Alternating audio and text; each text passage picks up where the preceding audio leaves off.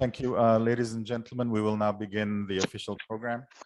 The Honorable Minister for Health and Medical Services, the Honorable Dr. Efremi Wanganembete, and his team, members of the COMBAT-AMR team of the Department of Foreign Affairs and Trade in the Pacific. Need to go back to the ward, or you can find off one of the doctors. Yeah? One of the doctors to sign. Sorry. Can I just ask everyone who's connected on Zoom to please mute while you're connected? Thank you. And the representative of the World Health Organization, Dr. Akim Ali, who is with us this morning, the Pacific People Office of the COMBAT-AMR team that I represented today, the Acting Vice Chancellor of Fiji National University, Dr. William May, the Acting Dean of the College of Medicine, Nursing and Health Sciences, ladies and gentlemen. Good morning to all of you, and thank you for making it this morning to the World Antimicrobial Awareness official launch, and also the launch of the AMS training package. I will be your MC for today. My name is Donald Wilson, and first and foremost, we once again just welcome the Honorable Minister, Dr. Efremi Wanganembete, Dr. Akim Ali, Team Coordinator for the Pacific Health System WHO Division of Pacific Technical Support, Dr. William May, the Acting VC, ladies and gentlemen.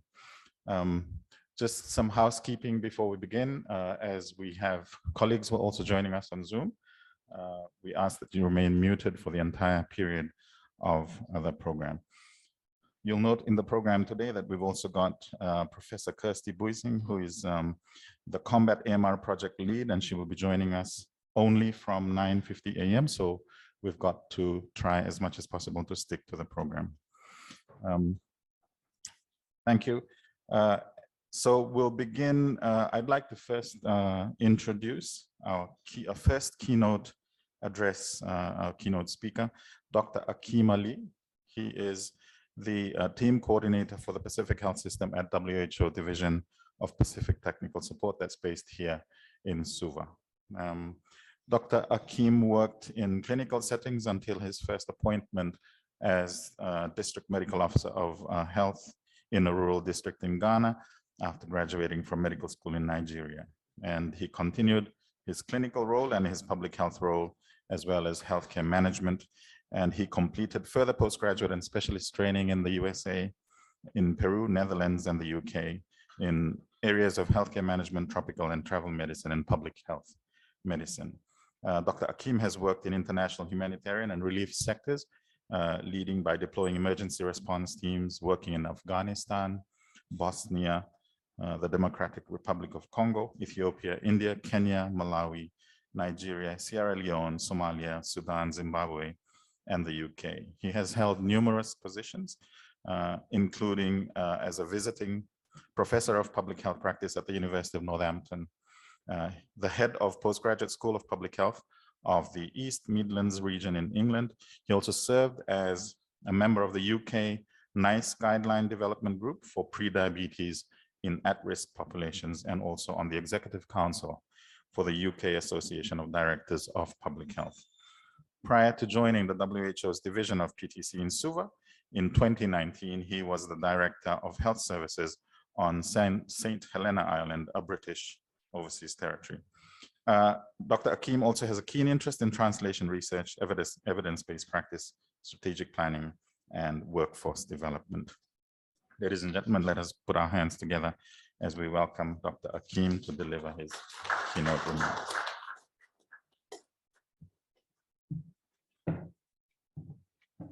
Ms. Ambula, good morning. Thank you so much for those warm words of welcome. Honorable Minister, Vice Chancellor, and Chief Medical Advisor, colleagues from Ministry of Health and the University, invited guests, partners, and those of you online as well. A real pleasure to be with you today on this very august occasion.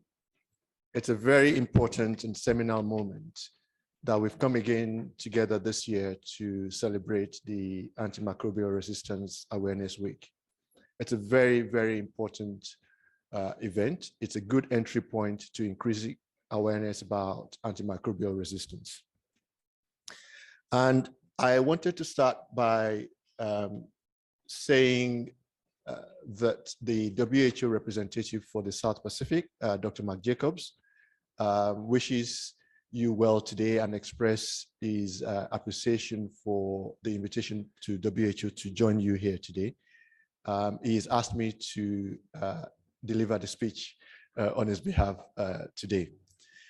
And I would start by acknowledging the absolute commitment from the Fiji government on really doing everything we can to work on making sure that antimicrobial resistance is not another public health emergency or challenge in the country.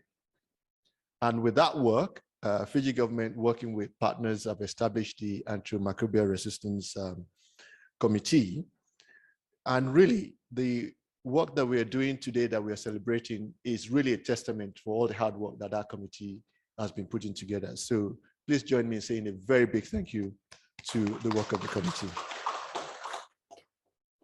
Now, I would like to really remind us that even before the advent of COVID, we have been doing a lot of work in Fiji on infection prevention control, on antimicrobial resistance. Now, COVID has even made that an even more important piece of work because we realize how challenging it would have been if we weren't having adequate infection prevention control mechanism in place. And COVID has really brought that home in terms of the work that we need to do going forward. And I really wanted to commend Fiji for all the hard work. We've been celebrating the Antimicrobial Awareness Week here since 2015, and long may it continue that we continue to do this. I think the work that we're doing now to bring partners from beyond the health sector into the frame is a really, really good one. And it fits with the work on stewardship that we as a region are really, really keen to work on. And WHO from the Western Pacific Regional Office, we are here as partners to support you. I really wanted to mention the fact that if we look back at COVID-19 response and the challenge that we've had to deal with over the last 22, 23 months or so, we've seen an increase in the use of antibiotics. Virtually 70 to 90% of COVID-19 patients, as attested by our Director General from WHO, have received antibiotics during their treatment. And that could be another segue into having some difficulties with antimicrobial resistance in the future. So we cannot relent on the effort that we've already started on antimicrobial resistance work in Fiji and across the Pacific. So it's an issue of today, but also an issue of tomorrow, and we need to give it really specific efforts. And with that, I would like to call on us to be stewards of the future in terms of antimicrobial resistance work. And the call for action for us today, really that we've already started and we need to build on, is for the Antimicrobial Resistance Committee, working with the Ministry of Health and partners beyond health into animal health as well, to strengthen partnership and the coalition of stakeholders that we've already put in place, and strengthen that to really support the work that we need to do across all the domains of antimicrobial resistance work. The second thing is to find practical low-cost solutions to the issues we have in terms of prescription, behavior around antimicrobial use, infection prevention control, whilst we are receiving care. And lastly, for Fiji to set example and continue to set example for the region and across the Pacific in the way we work to learn about what we can do that is community-based, that is specific for our context in really reducing the risk of antimicrobial resistance, both for human and animal health. So with that, without further ado, I join you in celebrating the AMR Awareness Week for today. And thank you so much for having me and wishing you a good year ahead in this piece of work. Thank you.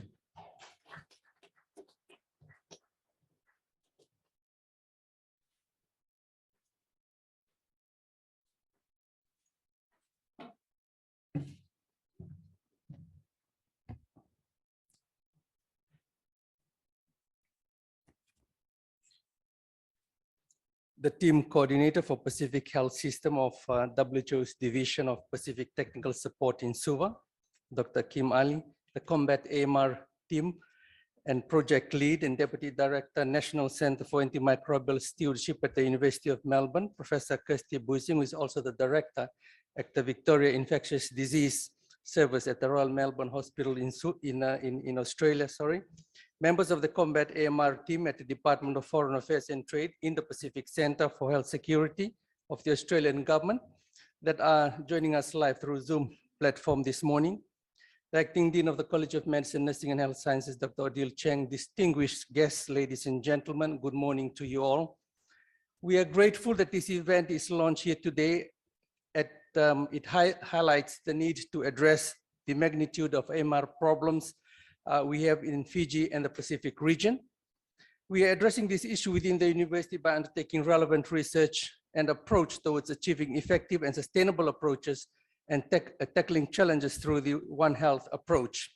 Without further delay, it gives me great pleasure to introduce the Honorable Minister for Health and Medical Services, Honorable Dr. Ifirimi Wanganambete. The Honorable Dr. Ifirimi Wanganambete has been a clinician and medical officer since 1998 and rose through the ranks to assume the role of specialist surgeon between 2006 to 2015. Apart from his degree in medicine and surgery, Honorable Dr. Wanganambete holds a master's in medicine with a specialization in surgery. Prior to his current position, he was an associate professor in surgery at the Fiji National University from 2016 to 2018, and to date still maintains the passion and enthusiasm in medical care. The Honorable Wanganambete is well respected amongst his peers and is currently the president of the Pacific Islands Surgeons Association. Among his notable accolades, Honorable Wanganambete was a recipient of the prestigious Rowan Nix Fellowship and Scholarship, whereby he assumed the position of a senior registrar in general surgery at the Palmerston North Hospital in New Zealand in 2004 and 2005.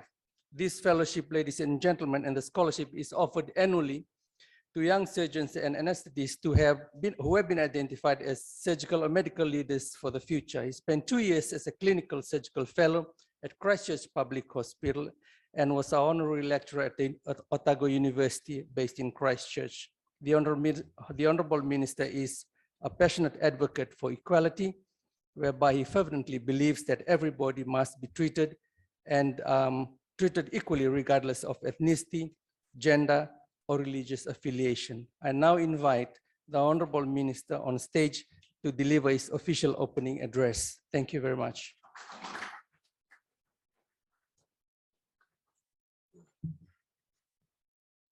Lovely Bubisi, and once again, thank you for this opportunity to address you this morning. Usually when a speech is sent over, I usually look at the speech and make some suggestions of my own, but I must say this speech has been very well written. So I congratulate all of those who have been involved in the making of this speech. Secondly, before I start, I just want to again recognize and thank the many that were involved in the COVID-19 outbreak. And many of you leaders that are here are part of that. So to the FNU, thank you for your support, for supporting us and helping us. Dr. Kim and WHO, I'd like to also thank you again. Thank you for being our constant companion, and thank you for your staff. And we have people such as Asaili at the back, who would message us and say that there's probably some support in certain areas. So it's always good to have locals in WHO because they can also help us to identify areas in which we then pick up the phone and ask Dr. Kim, would you be able to help us in this? And Dr. Kim would say, oh, I just received some support funding. And later on, he found out it was the local spy. So thank you to our WHO counterparts. I'd also like to thank the Ministry of Health senior staff that are here. Dr. Shrish, for being the medical superintendent, and your team did a marvelous job. Dr. Ravi, and also the clinicians, the pharmacists at CWM Hospital for being in the thick of things, and also the many laboratory scientists. And I see that some of the lecturers that are here have done a really good job. And obviously, quite impressed that we have recognition by the Australian regulatory body in laboratory scientists and the program being recognized. So thank you. Again, thank you to the FNU for your many graduates that have been, part of our COVID-19 frontline team. And also today, I just want to thank again also Dr. Eric Rafai and his team, and Nashika, who's here with us.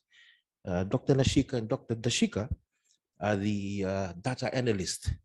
And many a night we would leave the Ministry of Health headquarters and we'll still be crunching numbers. We'll come in the morning and they'll still be crunching numbers. Now, thank you. Thank you for all those days. One day she was standing in front of my office, she and Dr. Dashika. And I said, what's up? They said, oh, we need to take a break, both of us. Are you okay? Just peep into Dr. Fogg and ask, why?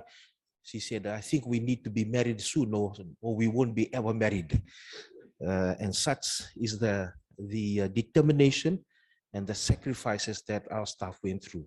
And whilst we see the many on the front line, those wearing capes, those wearing gowns, those wearing, interacting with patients, there are many, many, many more that are not on the front line. And I just want to really thank them today. FPBS, always a wonderful team. Your biomedical team, your logistics team, Nasser Walib, and also obviously PS and CMA. Before I start, I just want to say, this has been a great week also for us as a Ministry of Health. We've had the launching of the Pfizer vaccinations for our children. And we know that, the Ministry of Education can then pursue being able to open schools safely, having that layer of protection. Yesterday, we had bilateral meetings with the ministry, with the Australian Minister for Pacific People.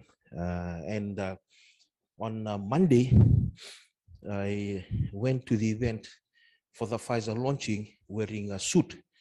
And I saw the chief medical advisor wearing this type of bolo shirt.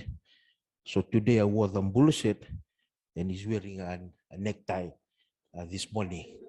So I went right across to him and I said, to him, Chief, you're advising me a little bit wrongly today, but anyway, I'll take it. But thank you for the calm influence that you've had. And I want to do that this morning before I start, because I think it's important to understand that the efforts of everyone is the reason for our success, including the clinicians, the public health staff that we have. And as you all know, that today has been set aside by WHO and FAO and the World Organization for Animal Health to kick off the Antimicrobial Awareness Week with the theme Spreading Awareness and Stopping Resistance. And in 2019, Dr. Eric Rafai and I were in the executive board meeting with WHO, where Australia was actually the one that sponsored this resolution. If you look back at the WHO history, AMR had been discussed. There were significant discussions that happened in 2015. It was actually in 2019 where it actually became a resolution of WHO. And it was actually, that was a resolution sponsored at the executive board meeting by Australia. And we actually supported that motion. And I thank Dr. Rafai, who's here today, because during that evening, he was on the email back to our clinicians in Fiji and also to the medical superintendent so that we can prepare our intervention. And since then, we have joined the global community to increase awareness on the global AMR and to encourage best practice amongst the general public and also amongst the healthcare workers and farmers and health professionals and obviously you, the policymakers. The turn of the decade, 2020 last year, saw a new terror, COVID-19 virus, which rose suddenly and swiftly around the globe. And before we can actually patch all our defenses, it's gone right through nearly every country in the world. There have been many times when many countries have said we are COVID-free, only to learn later that COVID had gone through the defenses. And this has come as a realization and wake-up call that the microscopic world is still a mystery and we are ill-prepared. Every country is ill prepared to face and prepare for the consequences if we abuse our boundaries. As humanity, we continue to push our boundaries and infringe on the spaces occupied by other living organisms. And every so often, these pathogens, they jump. They don't jump ship, they jump species and develop the potential to spread like wildfire, because as we all know, we lack the natural resistance or immunity to them. We would be hard-pressed not to find in Fiji, or like anywhere else in the world, someone whose life or livelihood has not been affected by the COVID-19 pandemic. This virus has been extremely evasive and transmissible. It is behaving just like a highly resistant microorganism would behave. And should we fail to heed the warnings by our health professionals and the experts and the scientists, then we are in for a lot of trouble. The world has now witnessed a real-life model of what would happen if we encounter a multi-drug resistant microorganism and fail to contain it. It is a worrying trend that is sweeping across the world, where AMR is on the rise in the hospitals and the communities. And I know the clinicians here will say that they have patients coming in to the hospitals who come in with sepsis, and they have MRO organism or MRO or MRSA that's come from the community rather than nosocomial or passed within the hospital. There is a discovery void. We all know that. The last significant antibiotic class was in 1987. And since then, we've had a long period of time where no other microbiomes have been discovered, and resistance is increasing at an alarming rate. So the questions we must ask ourselves, what are we doing about this? What is the role of the clinician, the nurse, the pharmacist, the dietitian, the physiotherapist, the village care or the community health care worker, the paramedics, and what is the role of the general public in addressing this very real threat? We all must do our bit to curb this trend and protect us from what could likely be an all-out antimicrobial apocalypse. Doctors, you must choose your treatments rationally and in line with the presenting evidence. And I believe that many of us clinicians, or the many clinicians in this country that have ever prescribed an antibiotic, will look back in retrospect and realize that at some stage in their career, they'd actually prescribed an antibiotic that was probably not appropriate. And I also know that many of you pharmacists that are in this room would have sometimes in your mind questioned whether the antibiotic being prescribed was appropriate or the dose was appropriate for the patient that you were giving to. And the responsibility and leadership lies with everyone. And the approach to good health must be multi-sectorial, multidisciplinary, and we must work with the patient's efforts. We must also consider the other impacts beyond human health. And this is the One Health approach, which you'll be talking about in these discussions and seminars. We have just concluded the 26th United Nations Climate Change Conference of the Parties, or COP26. And climate change is something in Fiji is well aware of, such as other small island development states. An increase in the frequency and strength of natural disasters will have an incalculable impact on the health of our people. We all know the nexus between climate change and health, and the rise of climate-sensitive diseases within our midst. Combined with the efforts of environmental pollution, we can anticipate more negative impact on human health, which will exacerbate the problems we have with AMR. Animal health also affects us as we rely on livestock as a source of food, labor, and we also made some of them close members of our family. When we interact closely with animals, our health outcomes becomes intertwined. If animal health is neglected, they contract diseases which we have to treat with medicines, and in particular, antimicrobials. The subject of AMR, or antimicrobial use in animals, and the effect it has on the food chain is slowly become better understood. We recognize that we should try and reduce the use of antimicrobials by taking better care of our livestock and domesticated animals to prevent illnesses rather than relying on medications, hoping they will take the health problem away. This is the preferred approach that we all should follow. The One Health approach is a more holistic way of tackling the global health crisis associated with AMR. It's a way to step back and get a bigger picture and have a look at the broader implications of our actions. We are coming out of a golden era of antimicrobial medications. We have to look at the new and innovative ways of treating and preventing infections. We've been talking about, as a Ministry of Health, how we can take many of the learnings from COVID-19 and sustain it moving forward. And one big area is infection protocols or infection control.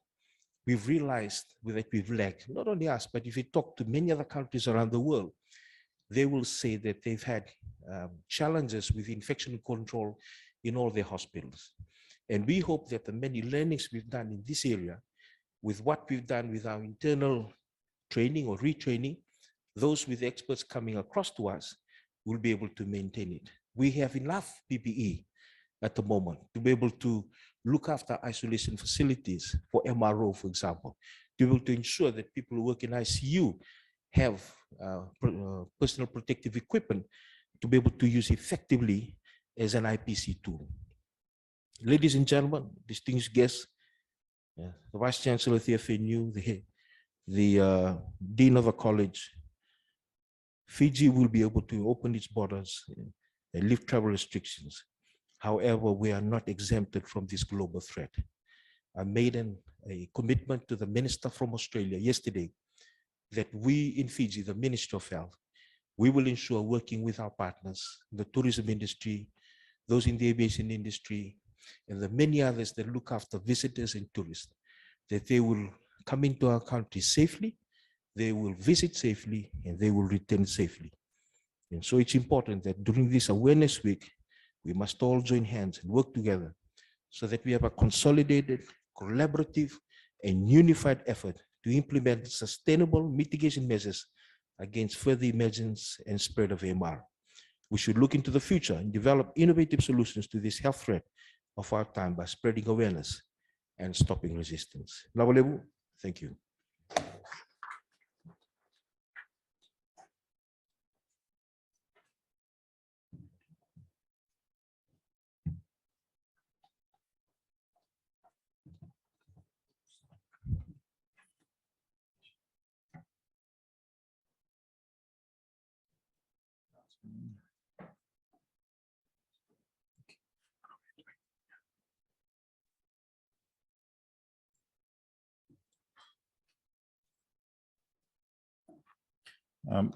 Once again, thank you very much, Honorable Minister. The theme, as you will see on the banner that we had, was stewards of the future. Stewards for the future, one region, one movement to fight antimicrobial resistance. So we started off with Dr. Akim from the WHO setting a sort of a global platform and a scene for us to appreciate where we stand as far as antimicrobial resistance is concerned. We thank the Honorable Minister for highlighting where we are locally and also as a region. We, as part of the group, as part of the partnership here in Fiji, the Fiji National University is very happy. We're very honored to be part of the partnership on this project. And I have only 3 slides just to share how we think academia plays a role that we hope we can all appreciate this morning.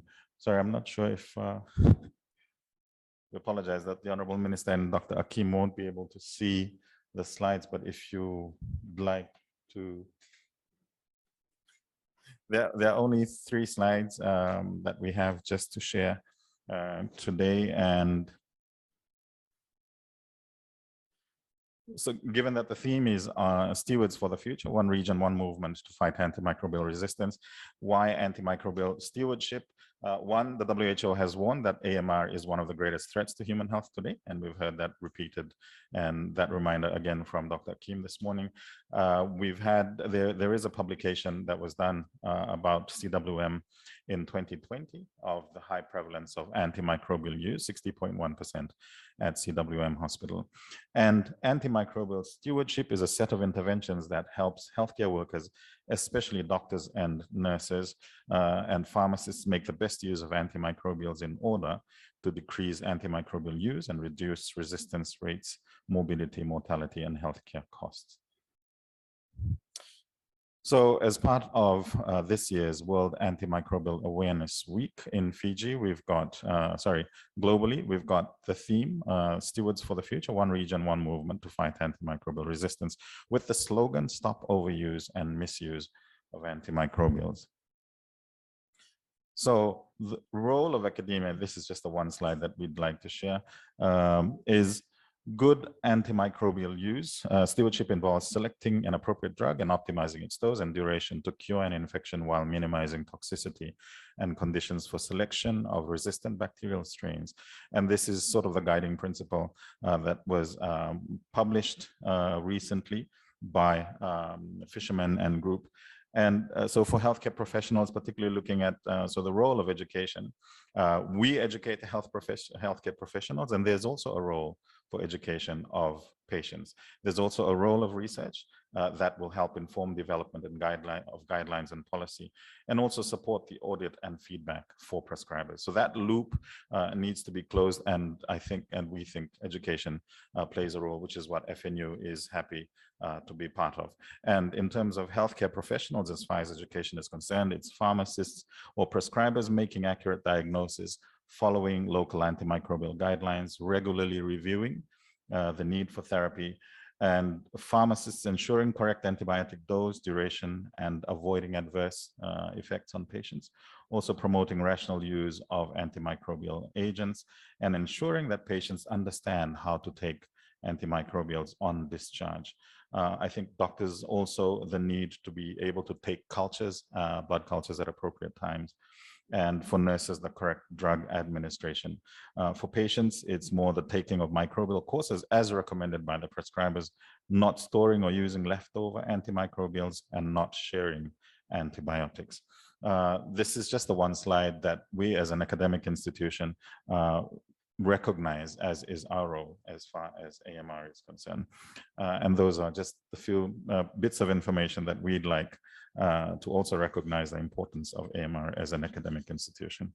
Ladies and gentlemen, moving forward on the program, we're very happy that we now have our keynote address, keynote speaker this morning, Professor Kirsty Busing.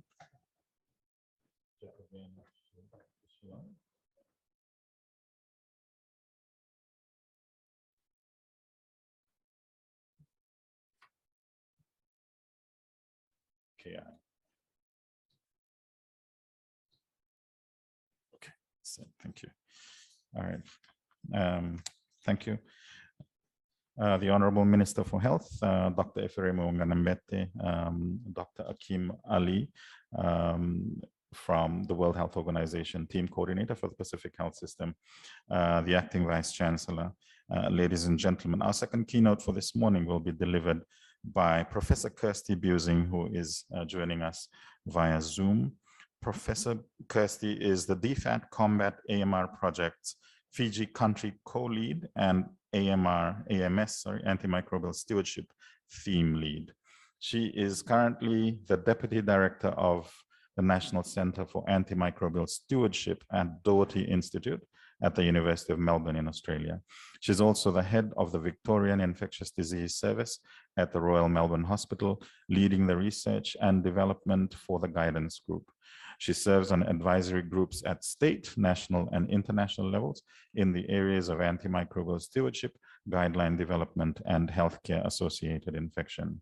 She's also the Deputy Director of the National Center for Antimicrobial Stewardship and the Chief Investigator for the National Health and Medical Research Council-funded Center for Research Excellence in Antimicrobial Stewardship.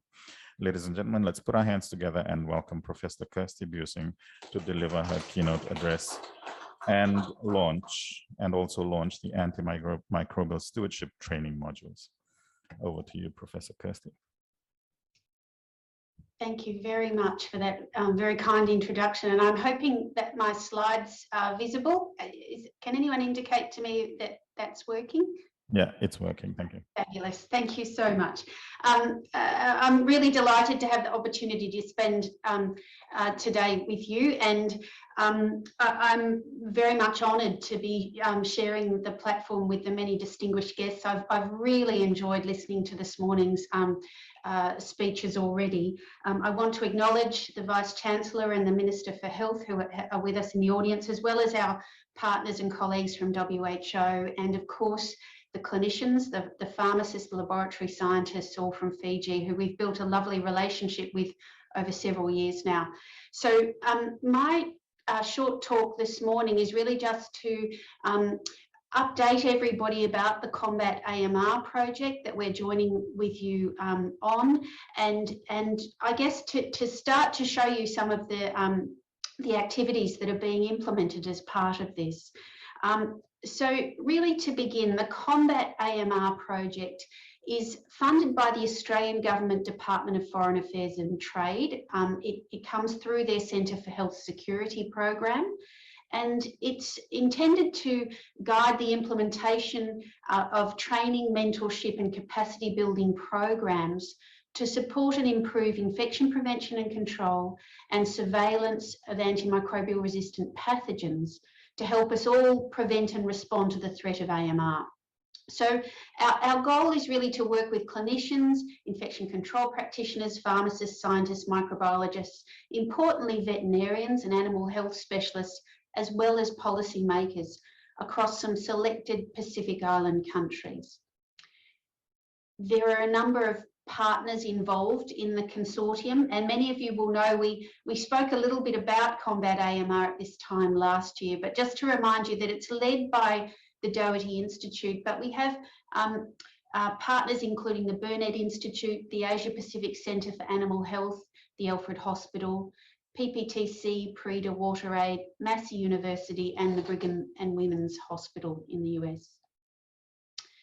The program is being implemented in 4 Pacific Island countries, and that includes Fiji, Samoa, Papua New Guinea and the Solomon Islands. And the program objectives fall into 4 main themes. So really there's an infection prevention and control theme, which is centred on the major health facilities in country. There's an antimicrobial stewardship theme, which again is largely centred on hospitals and major health facilities. Laboratory capacity building and surveillance for AMR, which is centred in hospitals as well as national public health laboratories. And there's an important theme across animal health that looks to bring together all of the 3 human health themes that we've mentioned in a cross-sectoral network to try to link surveillance across human and animal health for AMR more globally. So our project actually began back in 2020, and of course we couldn't have known that COVID would present a significant interruption to that, but despite COVID we have managed to make considerable progress. So in the early part of 2020, really we spent a lot of time engaging with countries, looking at what the existing capabilities were, the existing activities, importantly in Fiji, linking in with your national AMR action plan, which was already in place, conducting situation and needs assessments to look at where our activities could best be focused, and really developing a train-the-trainer approach so that this was building capacity to ensure sustainability in country. Through 2021, we focused on those 4 main themes that I've highlighted already: infection prevention and control, antimicrobial stewardship, laboratory capacity building and animal health, to try to tease out the areas where our colleagues in country told us that they really wanted us to focus, and we've developed some work plans and some initiatives to address perceived needs in each of those themes. And through 2021, we're looking to see some of the outcomes of all of these activities, which we hope will clearly include improved infection prevention and control and improved surveillance for AMR. And longer term, this is really about enhancing knowledge, and improving our global health security against antimicrobial resistance, and importantly, fostering that environment for international collaboration, which is so important with a problem that doesn't respect international borders. And as people and animals and goods are transported between countries, we do see AMR travel with it. So we need to be working together here. To talk a little bit more about what we've been doing specifically in Fiji, a memorandum of understanding has been established with the Fiji Ministry of Health and Medical Services. There's been considerable engagement with CWM Hospital across laboratory, pharmacy and infection control areas particularly. And comprehensive needs assessments have been conducted in each of those 4 themes. And we've been looking both at national and hospital levels, and we've identified our priorities and developed a work plan. So some of the activities that we've identified that we are working on include support to update and develop standard operating procedures in laboratories, in infection control areas and antimicrobial stewardship in the hospitals. Really developing opportunities to train and educate around antimicrobial use, but also really importantly around leadership, to develop programs and systems within our healthcare facilities that will be able to sustain these activities long term. Specific training in hospital infection control, surveillance and data collection and management were identified as key needs. And through all of this is a program of mentoring to really train leaders for the future. As I've mentioned, we've been engaging with the animal health sector, trying to keep our focus on a One Health approach to all of this as we're moving forward. And we can see as we've moved forward with this that the opportunities for cross networking with the COVID-19 response, because the teams have been so engaged in the infection control and laboratory capacity building in the COVID-19 response. A lot of those learnings are translating directly into improving capacity for managing antimicrobial resistance. So there's really been an opportunity within that tremendous challenge that COVID-19 has presented to all of us. So today, really what I'm particularly going to focus on is the antimicrobial stewardship theme. That's one of the things that's very dear to my heart, and I'm one of the co-leads of that theme. And one of the parts of the work plan that stood out very early was the need for some ongoing education and training and ways to deliver that in a format that could be readily accessible to people in different places across Fiji. So we worked together to develop the idea of some online education modules that could be viewed on demand in a person's own time, but also could be supported by some question and answer sessions and some training and mentorship live to support the videoed modules. So what I'm really delighted to do today is to start to share with you the first of the modules of the Western Pacific Antimicrobial Stewardship Program from COMBAT-AMR. And what these modules have been developed to do is to support nurses, pharmacists, doctors, hospital administrators, anyone working in a hospital or anyone working in the community who has a role in implementing and supporting antimicrobial stewardship programs. The aims of the modules are to provide guidance on how to establish a program in your local setting, but it also provides all that background information, the background knowledge around the principles of antimicrobial stewardship, around appropriate and safe antimicrobial use in different clinical environments. So during Antimicrobial Awareness Week, we're taking the opportunity to launch and pilot some of these training modules, and we will be sharing some of them with you later in the morning. And the modules are available via an online platform called RedCap, which gives us some opportunity to also interact with the people using them, to do some simple question and answer sessions online where they'll enter some answers and we can demonstrate some learning before and after people view these modules. So this slide is an example of the types of things that we will be talking about in the modules. I've got some screenshots here of some of my wonderful collaborators here, Ron, Steve and Susan, who are examples of people who do on the ground antimicrobial stewardship work with me across in Australia and have learned a lot and are sharing a lot of what they've learned in these modules. And over here, I've just demonstrated that the modules are broken into two main areas. One of them focused on AMS programs, the other on clinical topics of interest. So within AMS programs, there are modules on how to use the laboratory to support antimicrobial stewardship, how to get started with an AMS program in a hospital, anticipating some of the barriers to your AMS program and suggestions for a way to navigate that, and thinking through structures for auditing and reporting as examples of key activities in that space. Under the clinical topics are things that will be much more familiar to many of the clinicians, but really focusing on safe and appropriate antimicrobial use for common conditions like urinary tract infections and surgical prophylaxis.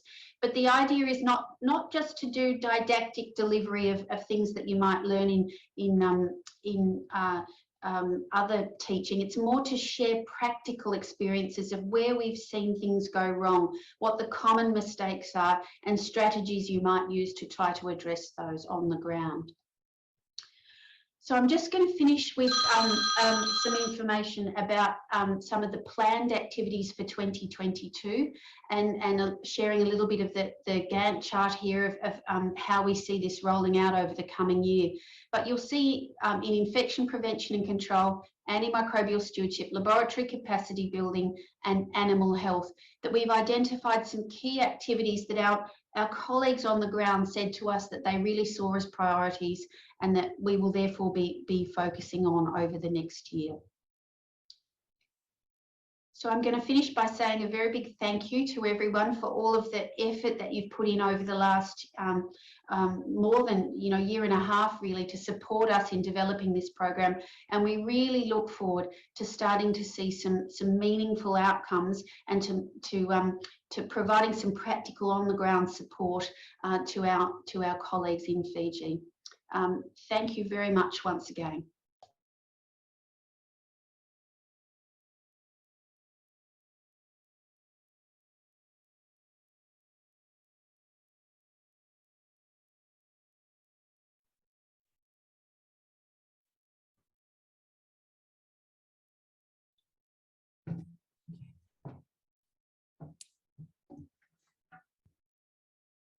Thank you. I'm honored to move the vote of thanks this morning.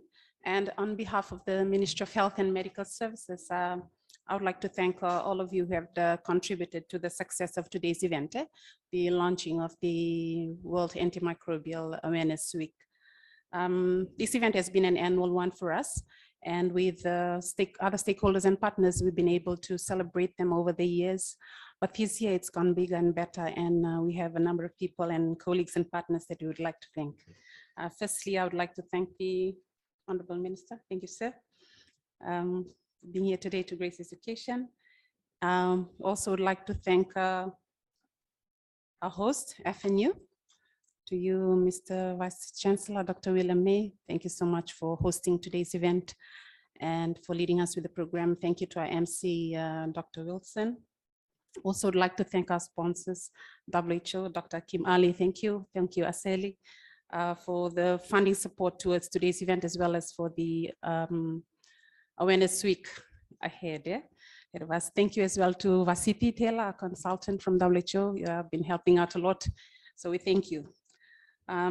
We also would like to acknowledge the support of the Australian government through the COMBAT-AMR Project and the Doherty Institute of Melbourne. Thank you for organizing the antimicrobial stewardship training and the speakers for the live sessions that we are going to have soon after this.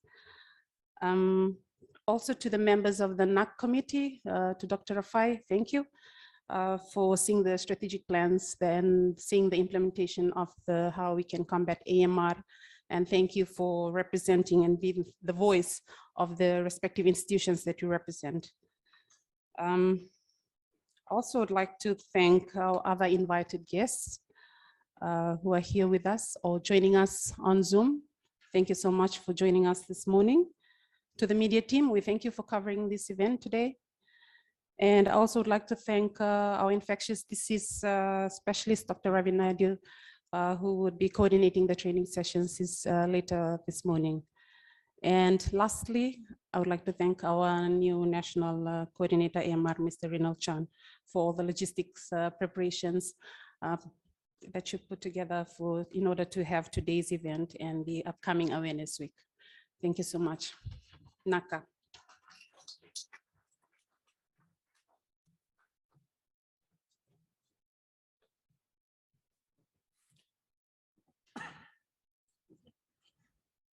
Thank you, Chief Pharmacist. Once again, thank you, Professor Kirsty, for the keynote address.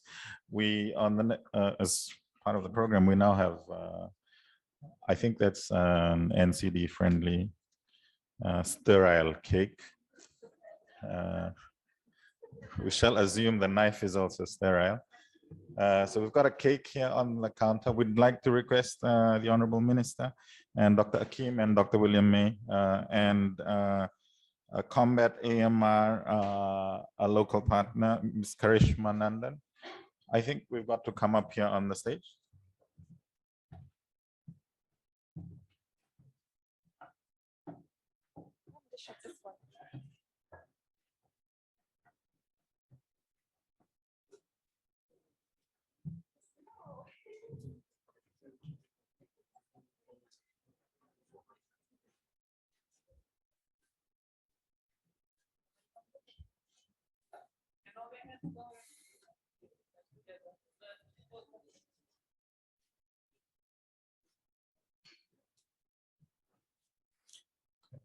Thank you, Naka. Okay, welcome back, everyone. I'm just checking if, yeah, we still have about 26 people on the colleagues. So we will begin with the remainder of the program. And as was mentioned earlier, we'll begin with some of the discussions around a few of the modules that were discussed that were launched this morning. And to do that, I'll request Dr. Ravi to take on from here to facilitate the sessions for today. Dr. Ravi, please. Thank you very much, Professor Wilson. Now we move on to the training segment of the session. So the structure is we'll have videos presented by speakers, and then we'll have a Q&A session. If you have any points of discussion, you can, for colleagues joining through Zoom, they can put it on the chat. Or if you have any questions in the audience, you can ask after the video. And just a reminder, please, if you're joining through Zoom, please keep your mics on mute. And we will move ahead with our first video, which is what are the barriers to implementing an AMS service. So this will be presented by Dr. Janine Low, and the questions and discussion will be taken by Professor Kirsty from Melbourne. Thank you. We'll start the video now. Naka. Hi, my name is Janine, and I'm an antimicrobial stewardship pharmacist from Australia. So in this talk, we will be discussing some of the more commonly encountered barriers when implementing an antimicrobial stewardship program, as well as some strategies for overcoming them. The objectives for today's talk are pretty straightforward. So basically to have an understanding of some of the common barriers encountered when implementing an AMS program and having an appreciation of how they can be overcome.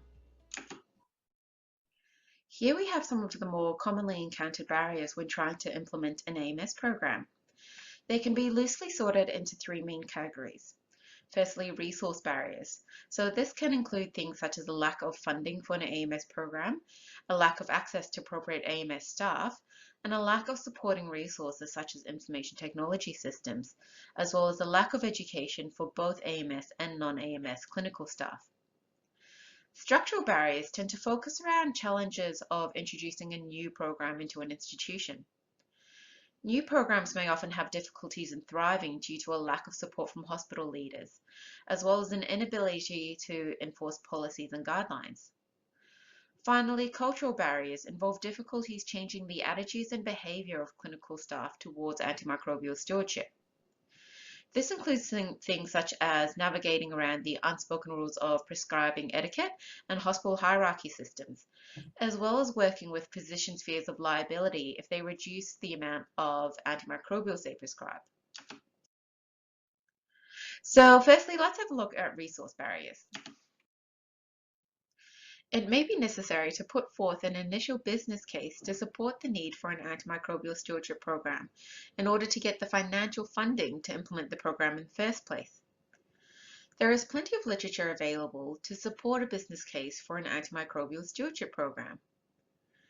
AMS programs have been shown to help reduce costs by decreasing complications associated with inappropriate antimicrobial usage, such as the development of Clostridium difficile colitis and other healthcare-associated infections. We also know that infection with a resistant organism is associated with increased healthcare costs, so there are cost benefits for both the hospital and the patient if the development of antimicrobial resistance is minimized. As well as the cost benefits for an antimicrobial stewardship program, the benefits to the patient should also be emphasized, including reduction of side effects from unnecessary antimicrobial use and optimizing patient outcomes by improving antimicrobial use. These actions also have the potential to reduce the burden on hospitals by reducing patient length of stay. The CDC has put together a list of references to help support a business case for an AMS program. These can be found on the link in the slide. To make a business case more compelling, it may be necessary to collect baseline data on antimicrobial usage at an institution. The most effective business cases are those that are tailored to a specific facility. Another commonly encountered resource barrier is a lack of access to AMS resources. This includes a lack of access to a physician, microbiologist, or other trained AMS clinicians. There is no one-size-fits-all model when it comes to implementing AMS programs. When implementing AMS activities, it is important to figure out what AMS activities can be safely implemented with the resources that are available to you. It is also important to ensure that any activity that is implemented is maintainable within the constraints of the resources that you have. For example, some AMS interventions, such as requiring pre-authorization of antimicrobial prescriptions, can be very resource intensive. If you do not have around-the-clock access to an experienced physician or other specialized AMS clinicians, then it may not be feasible to implement this activity without potentially causing harm to your patients.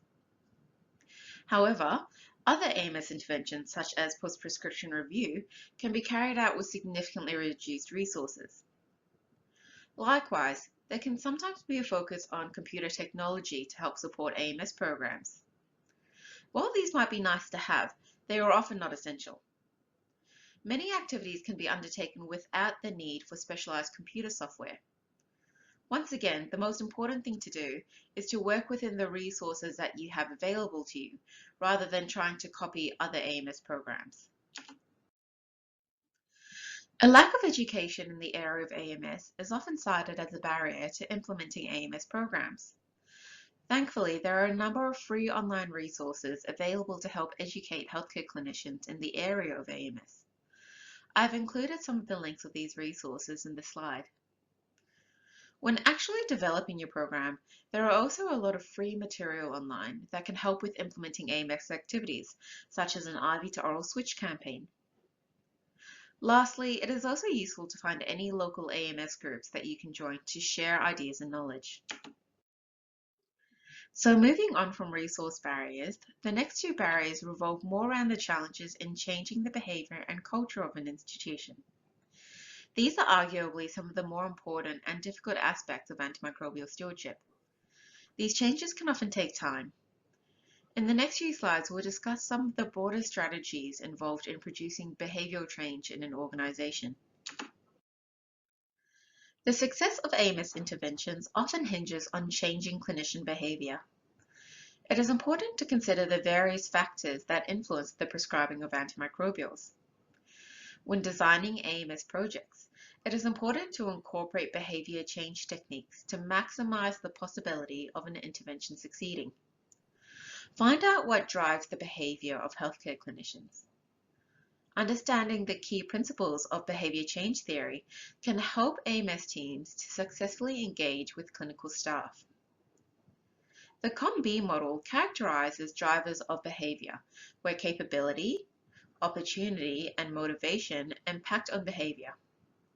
That is, consider whether staff and patients have the capability and knowledge, opportunity to make positive changes, and motivation to make the change. Using this model, it is important to firstly ensure that education on AMS is provided to empower staff to participate in AMS activities. Secondly, find out what is important to them, as this will determine their attitudes and feelings towards any interventions. And lastly, minimize any barriers by streamlining procedures and improving access to resources. It is important to make it as easy as possible for healthcare providers to practice antimicrobial stewardship. This may mean simple practical things, such as ensuring that guidelines are easily available to clinicians. It is important that an AMS program is embedded within the organization's broader quality and safety framework. An AMS program is unlikely to be successful in isolation.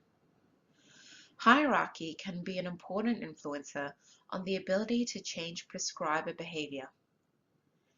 In some settings, team members may be reluctant to question or change the decisions of others, especially if this breaches prescribing etiquette, or if the original prescriber is seen to be more experienced or more senior. It can take work to try and break down this barrier, and in some cultures, the hierarchy can be much more entrenched than others. It can be helpful to shift the organizational culture to one of teamwork and collaboration. That is the motto that together we are working to ensure that our patients receive the best care. Ideally, the executive and clinical leaders should help promote a culture that supports quality improvement. It may take time to culture such an environment. The success or failure of a quality improvement initiative can be strongly influenced by local key opinion leaders or clinical stakeholders. Within an organization, identify key opinion leaders who see the value of AMS practices and can facilitate staff acceptance of your initiatives. Ideally, these leaders will come from a variety of clinical backgrounds, for example, nursing, medical, and pharmacy, and should be able to offer insights into the key drivers influencing local prescribing behavior. Meeting with key clinical stakeholders early in the development of a quality improvement initiative is important to understand current practices and hospital culture. Engagement with clinical stakeholders can also help to identify potential barriers to change, as well as how they can be overcome. All relevant healthcare practitioners should be included in this process to ensure that the needs of a multidisciplinary team are met. Engaging with the end users of policies is also vital when developing guidelines, as it is important to understand the processes and complexities of clinical workflow. This will help to ensure that any guidelines that are developed are user-friendly. Interventions also need to be designed in a way that is inclusive and engages with clinicians at all career stages and across all disciplines of medicine. As we have already discussed, a significant proportion of AMS activities hinges on the ability to change behavior. As such, it is vital to build good relationships with staff that can help generate support for AMS initiatives. In addition to consulting key staff members, it can be helpful to collect some baseline data to substantiate the state of current practice. Direct observation of staff behaviors can confirm that there is an issue with a prevailing system or culture, while an audit can provide hard evidence that practice improvements are needed. As we mentioned earlier, a common barrier that many AMS programs face is a lack of support from hospital leaders and an inability for AMS clinicians to enforce policies and guidelines. In an institution where support for AMS intervention is minimal, strategies to help change the behavior of clinicians becomes vitally important. By changing the underlying behavior of clinicians through education and persuasion, the need for authority to enforce guidelines is greatly reduced. Likewise, involving key clinical stakeholders in the development of guidelines can greatly improve acceptance of guidelines and reduce the need for enforcement. There is often some initial resistance and lack of support for any new team or structure within an organization. When introducing a new team or program into an institution, such as an AMS program, it may be useful to see what existing organizational structures or networks your AMS program can fit into. An example of another structure that shares similar goals to antimicrobial stewardship is the infection prevention program. Some benefits of collaboration with existing teams in an institution include greater exposure to relevant clinical staff, increased ability to implement activities, as well as greater opportunities for collaboration in projects with similar goals. Managing individual recalcitrant prescribers can often be quite challenging for AMS teams. In an environment with little institutional support to hold individual clinicians accountable, there are many non-confrontational ways of managing these situations. For example, you could highlight how their prescribing is out of the ordinary with others within their peer group. Like most people, doctors will want to conform to their peers. You can often start to change their mindset towards their own prescribing by showing them how their prescribing is the outlier when compared to their peers. A UK study showed that a social norm feedback system could significantly reduce antimicrobial prescribing. If there is an AMS champion in that prescriber's own peer group or clinical specialty, they can often be utilised to educate that prescriber. Advice on prescribing is often a lot better received when it comes from someone within their own clinical peer group. Also, simply monitoring prescribing can have significant effects on prescribing through the Hawthorne effect. If clinicians know that their prescribing is being monitored, then they may voluntarily change their prescribing practices to follow available guidelines. Overcoming cultural barriers centers around educating clinicians and changing behavior by empowering staff and fostering a supportive environment of teamwork and collaboration. It is important to foster a collegial relationship between AMS and non-AMS personnel. If you promote the image of a facilitator rather than an inhibitor, clinicians may be more willing to follow advice on interventions proposed by the AMS team. Studies have shown that though persuasive interventions such as education may take longer to show results than restrictive interventions, persuasive interventions often have longer lasting effects as they work to change the behavior of clinicians in the long run. As such, it is important to make use of opportunities to educate non-AMS staff on appropriate antimicrobial use. This may be done through the provision of educational talks or by simply educating staff whilst doing AMS rounds. Finally, ensure that clinicians can see how AMS interventions can improve outcomes for their patients. AMS should always be patient-centered. An AMS program should never be presented as an effort solely designed to contain antimicrobial resistance or as a cost-cutting exercise. The AMS team should not be perceived as risking poor patient outcomes for the greater good. There is often the misconception that AMS is all about reducing the use of antimicrobials. However, this is not the case. AMS is the promotion of optimal antimicrobial use. If you focus on how AMS interventions promote optimal patient outcomes, healthcare clinicians are more likely to follow AMS advice. Ultimately, different facilities will have different challenges. It is important to tailor your antimicrobial stewardship program to suit your individual facility. There is no one-size-fits-all model when it comes to antimicrobial stewardship. Ensure that your AMS interventions are tailored to suit your individual institution. For example, if you work primarily in a surgical hospital, then it would be more prudent to focus on guidelines for surgical antimicrobial prophylaxis rather than developing clinical guidelines for other medical conditions such as febrile neutropenia. Whatever interventions you decide to implement, ensure that they are maintainable within the resources that you have available to you.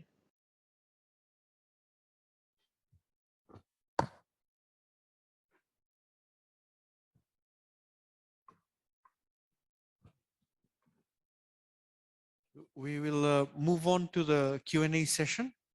The questions will be taken by Professor Kirsty.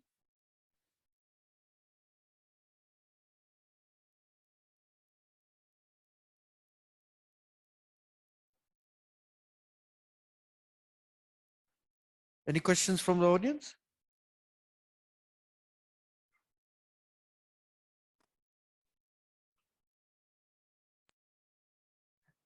Can we have the mic, please?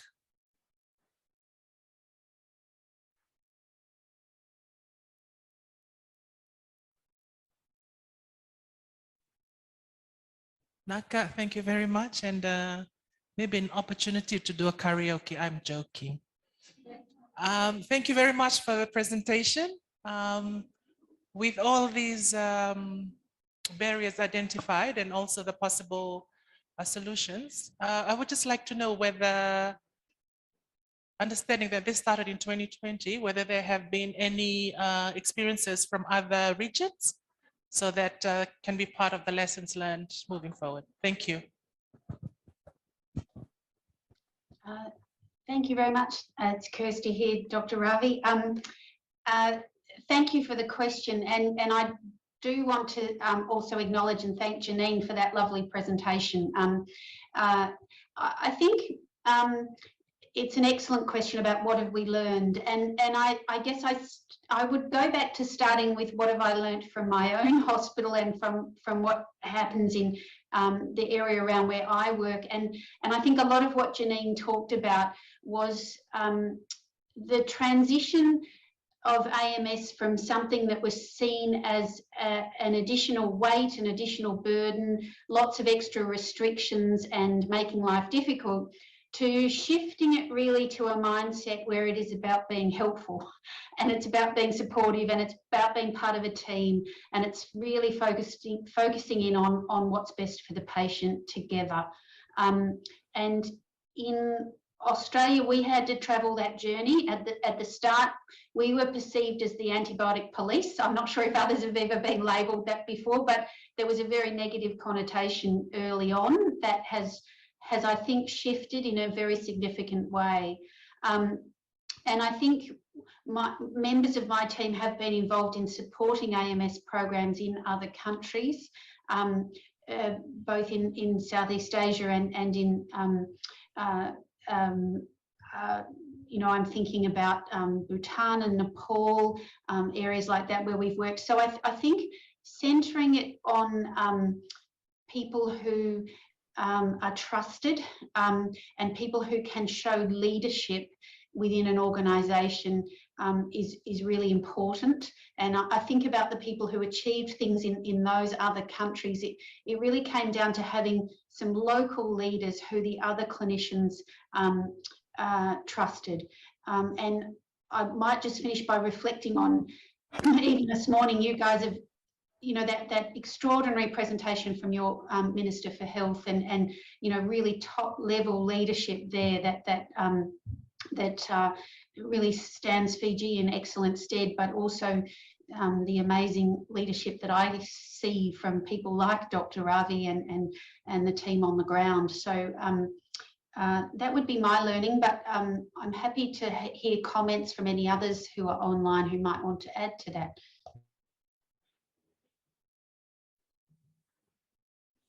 Thank you. Any comments from anyone on the line?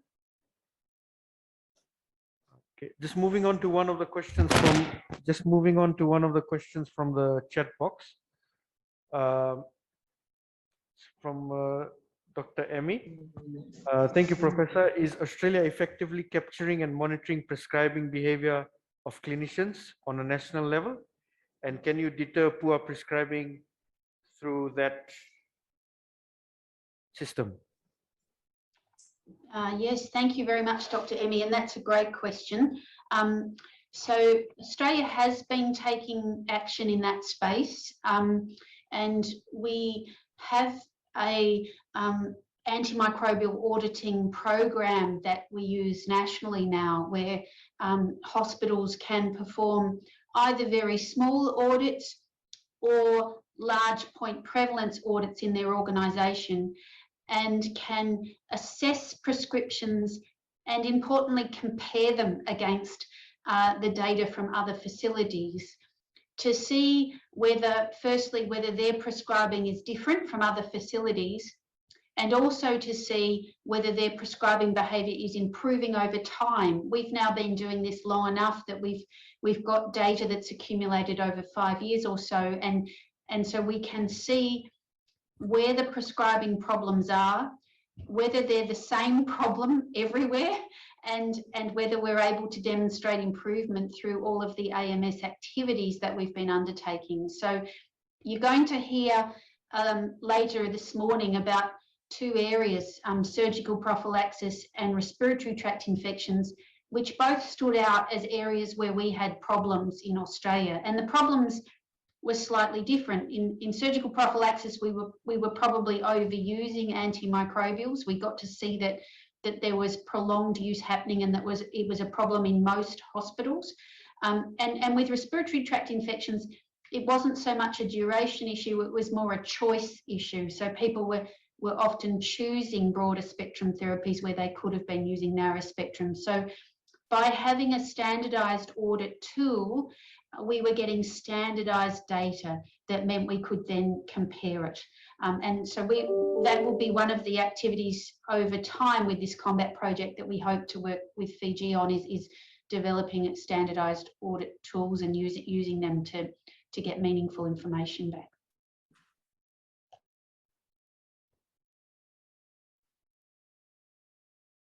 Thank you very much, Professor Kirsty. Any last question for this session?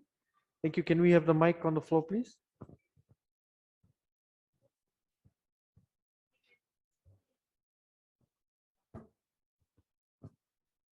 Well, I'll pass it on.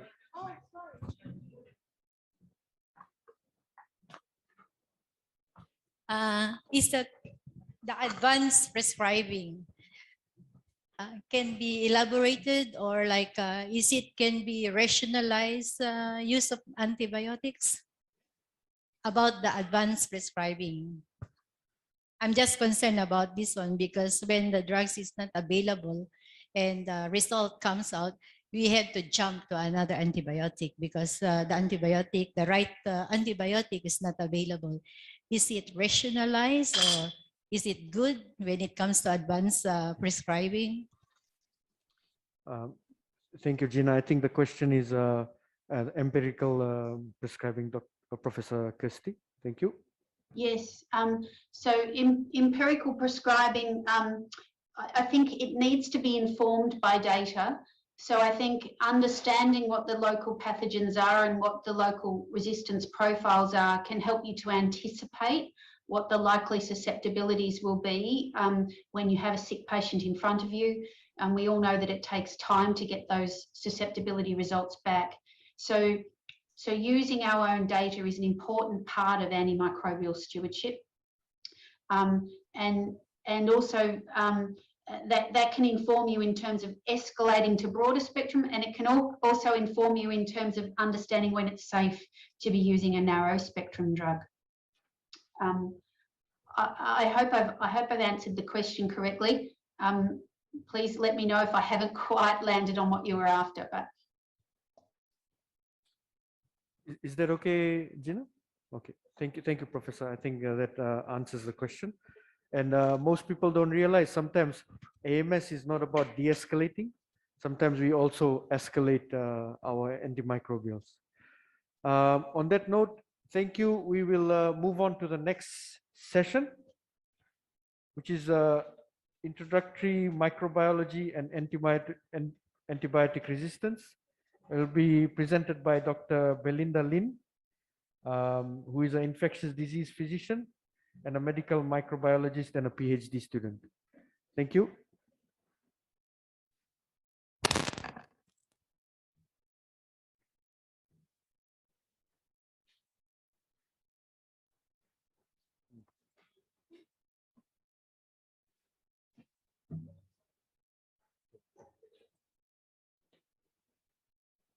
Hi, my name is Belinda.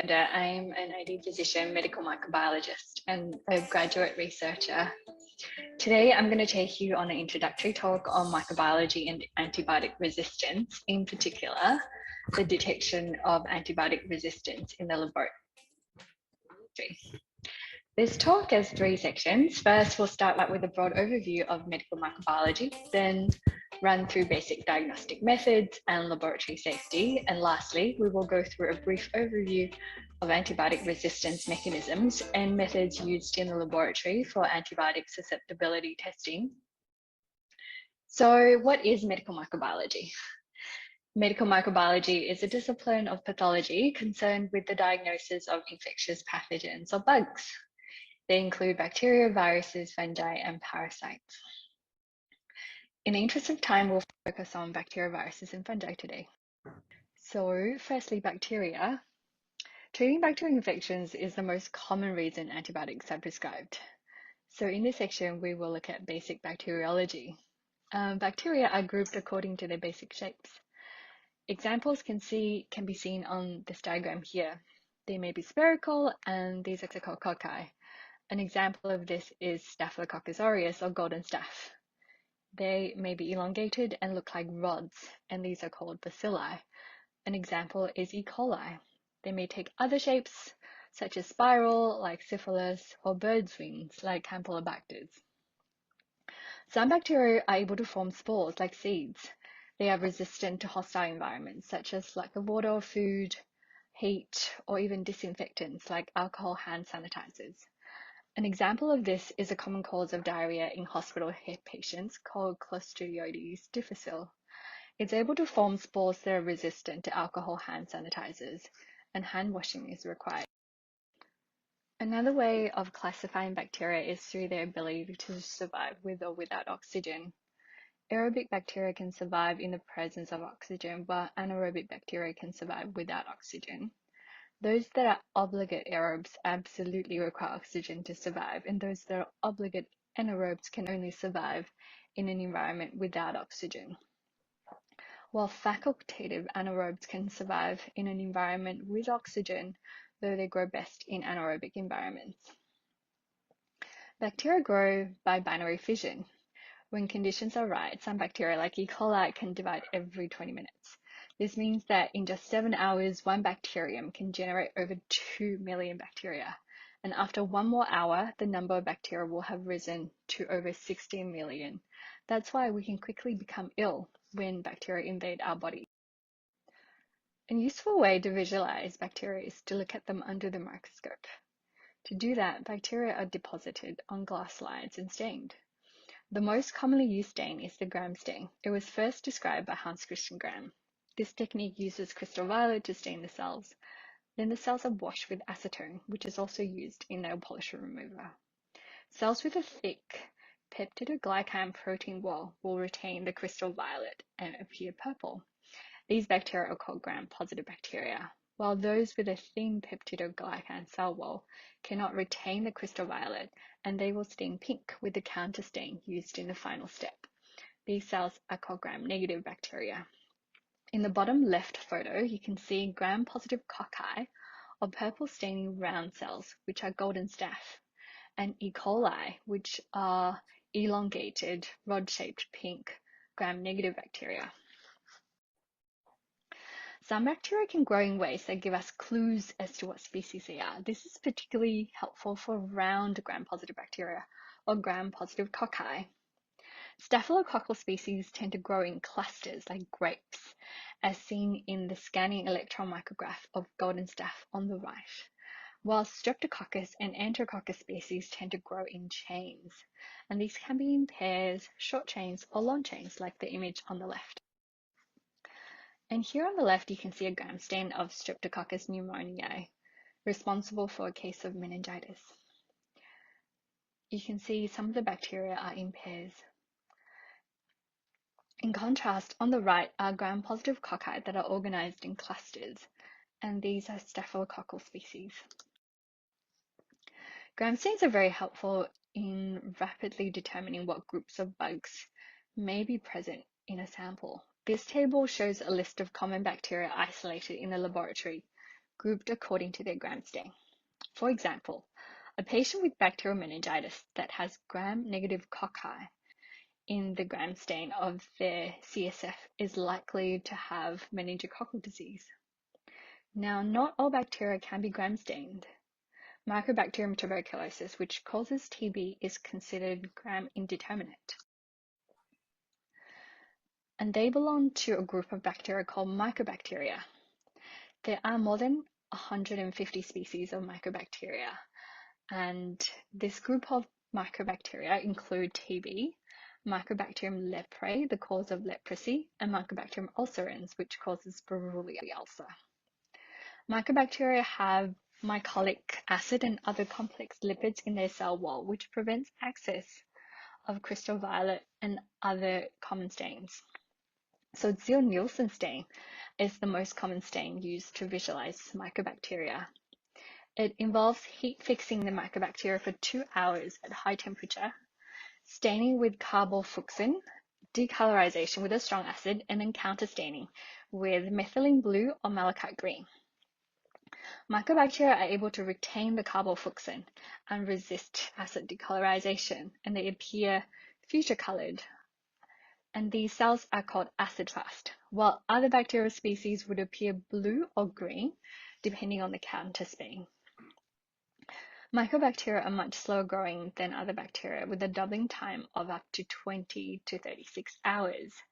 So samples are cultured in the lab for up to 6 to 8 weeks for TB and 12 weeks for Mycobacterium ulcerans. I should note here that Mycobacterium leprae is not routinely culturable in the lab, and diagnosis is through molecular methods like PCR. Now moving on to viruses. These bugs are extremely small and usually cannot be seen with a standard microscope. They consist of a capsid protein coat enclosing their genetic material. This may be in the form of DNA or RNA, and they may have an outer envelope encasing the capsid protein, like SARS-CoV-2. Viruses need host cells for survival and for culture. Cell culture can be performed in specialized facilities. These are some examples of common viruses. RNA is much more vulnerable to being destroyed by cellular enzymes compared with DNA, so it's important when looking for RNA viruses such as influenza or SARS-CoV-2, samples are transported to the lab promptly and stored in the fridge if there's any delays to testing, rather than left at room temperature.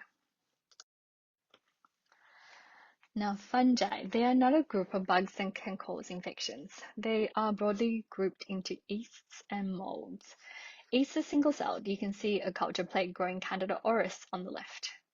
Molds are multicellular, and on the right, you can see a picture of the mold Rhizopus species growing in an agar plate. Rhizopus species are known to grow quickly and can grow tall enough to touch and lift the lid off the agar plate. Fungi are ubiquitous. Most fungi only cause infection when the conditions are right. For example, when the local microbiota has been disturbed due to antibiotics. An example of this is thrush, or when the immune system is not working well, or if there's foreign material in the body, like in a penetrating wound. In the pictures, you can see Candida albicans, yeast cells on the left, a common mold, Aspergillus fumigatus, in the middle, and on the right, you can see Rhizopus fungal hyphae, shaped like taping tissue. A special group of fungi can easily cause infection in people with normal immune system, and these can pose a danger to laboratory staff working with bugs in high numbers, and these are dimorphic fungi. Dimorphic fungi are important causes of invasive fungal infections. They need to be handled in a biosafety cabinet because of their ability to cause infection in laboratory staff through inhalation of fungal spores. These are classified as biosafety level 3 organisms in the same class as TB.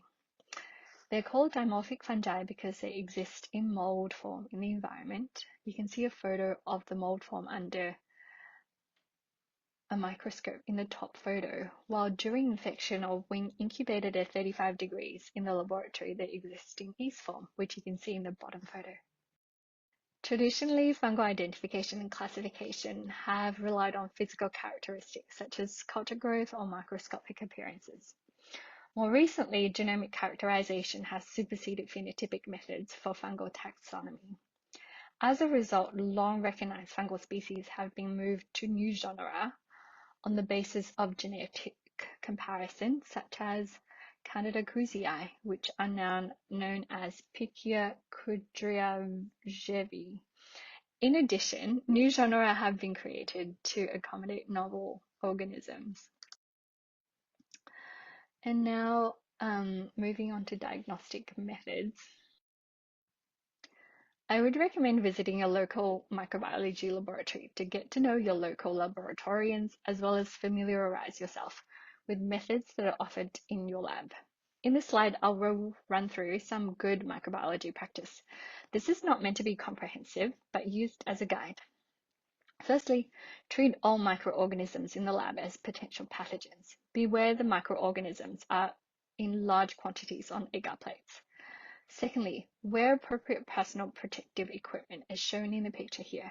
This includes a lab coat and gloves, and use safety glasses as appropriate. 3. Always wash your hands before you leave the laboratory. 4. No food or drinks are allowed in the lab, and do not store foods in the lab. 5. Always needs to be disposed of in a biohazard bag to be autoclaved before final disposal, and sharps need to go in a puncture-proof biohazard container or a sharps bin. Good microbiology practice helps to ensure your safety in the lab as well as prevent cross-contamination. It falls under the broader practice of biosafety, which is the application of safety precautions that reduce a laboratorian's risk of exposure to a potentially infectious microbe and limit contamination of the work environment and ultimately the community. The way we work with each bug is classified into 4 biosafety levels, and this is determined by the severity of disease the organism causes, the mode of transmission and host range, the availability of effective prevention and treatment, and the nature of work performed in the lab. Each of the 4 biosafety levels has specific controls for containment of microbes in, firstly, lab practice, secondly, safety equipment, and thirdly, facility construction. So controls for working with E. coli are not the same as those required for Ebola. And controls for culturing SARS-CoV-2 are much more stringent than processing swabs for PCR testing. In biosafety level 1, laboratorians work with bugs that are the least hazardous. These bugs do not routinely cause infection in healthy adults. An example is Lactobacillus acidophilus, commonly used in yogurt. Most laboratories work in biosafety level 2 and work with bugs that cause moderate hazards to laboratorians in the environment, such as golden staph, PCR testing for flu or SARS-CoV-2, and access to the lab is restricted. In biosafety level 3, we work with organisms that can cause serious or potentially lethal disease, and examples include TB, culturing SARS-CoV-2, and working with dimorphic fungi. Biosafety level 4 is reserved for working with bugs that pose the highest risks, where effective prevention and treatment are not available, such as Ebola. Coming back to microbiological testing, traditional culture-based methods comprise microscopy, culture, organism identification, and antibiotic susceptibility testing. We have touched on microscopy, Gram stain, and Ziehl-Neelsen stain in previous slides. Microscopy of clinical samples such as sputum or wound swabs also provide information on the number of white blood cells that are present, giving an indication as to the amount of inflammation present.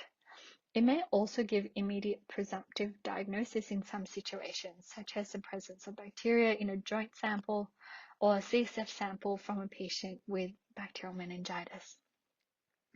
The sample is then inoculated onto nutrient agar and examined each. On the left, you can see a laboratory examining bacterial growth on an agar plate. On the right is a close-up photo of colonies of bacteria, in this case, Bacillus anthracis, the cause of anthrax on a blood agar after 24 hours incubation. Following inspection, the bacteria or fungi of interest is picked up for identification. Traditionally, bugs are identified based on their microscopy and culture appearance, as well as biochemical properties such as presence of catalase enzyme or the ability to ferment sugars like lactose. Automated instruments for biochemical testing are available to assist in bacterial fungal identification, such as the Vitek 2 cards you can see on the left. The biochemical reactions take place in the empty cells and are detected by an instrument. Antigen detection is also available as an adjunctive to organism detection and is particularly helpful for Salmonella and Shigella species. Mass spectrometry has in the recent years become the most popular method for bacterial identification. It utilizes protein signature of an organism and matches the protein profile to ones in its library. It's able to produce results within minutes and it's easy to use. The utility is limited by the library or the database of bugs that it is able to recognize. Apart from phenotypic methods, genotypic methods of organism identification are also available, such as 16S gene sequencing for bacterial identification or whole genome sequencing. This is currently limited to select laboratories with genomic expertise. Moving on to serology, it is the detection of the immune system's antibody response to an invading organism. Tests may be tailored to detect individual antibody classes such as IgM, IgG, the total antibody response. This technique has also been adapted to directly detect microbial antigens in a patient sample, such as the Binaxnal malaria test shown on the left. Other antigen kits are also available for influenza and SARS-CoV-2.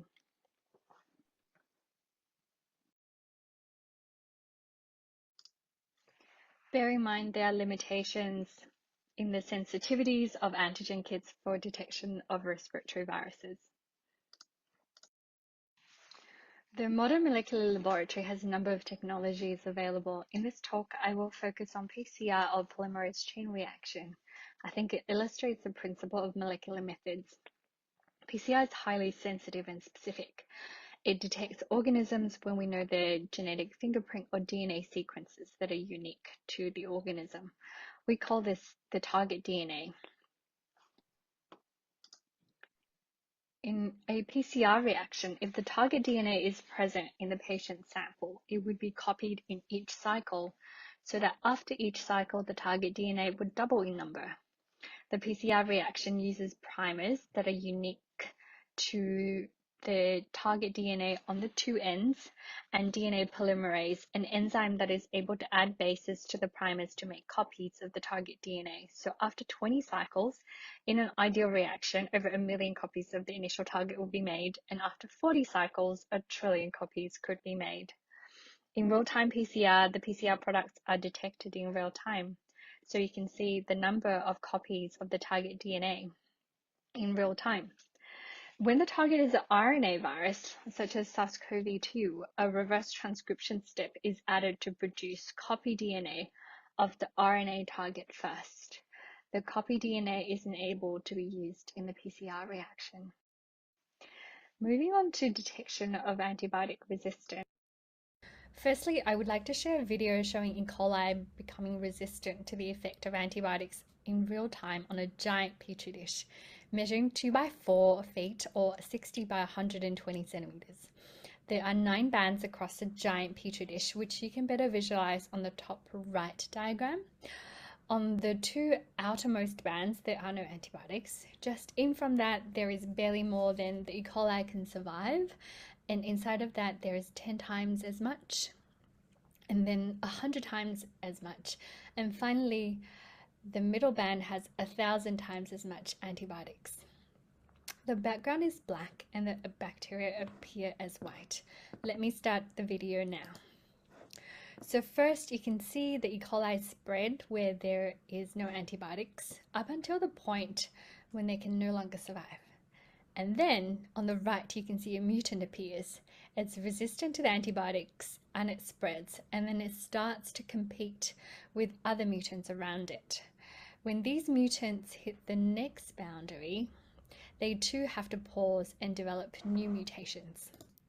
These mutations help the bacteria into 10 times as much antibiotics, and then you see the different mutants repeat this at 100 times, and then after about 11 days they finally make it into about 1,000 times as much antibiotics. This video demonstrates how bacteria that are normally sensitive to antibiotics can evolve to become resistant to extremely high concentrations of antibiotics in a short period of time. This paper was published in Science in 2016, and you can see more videos on the Science website as well as on YouTube.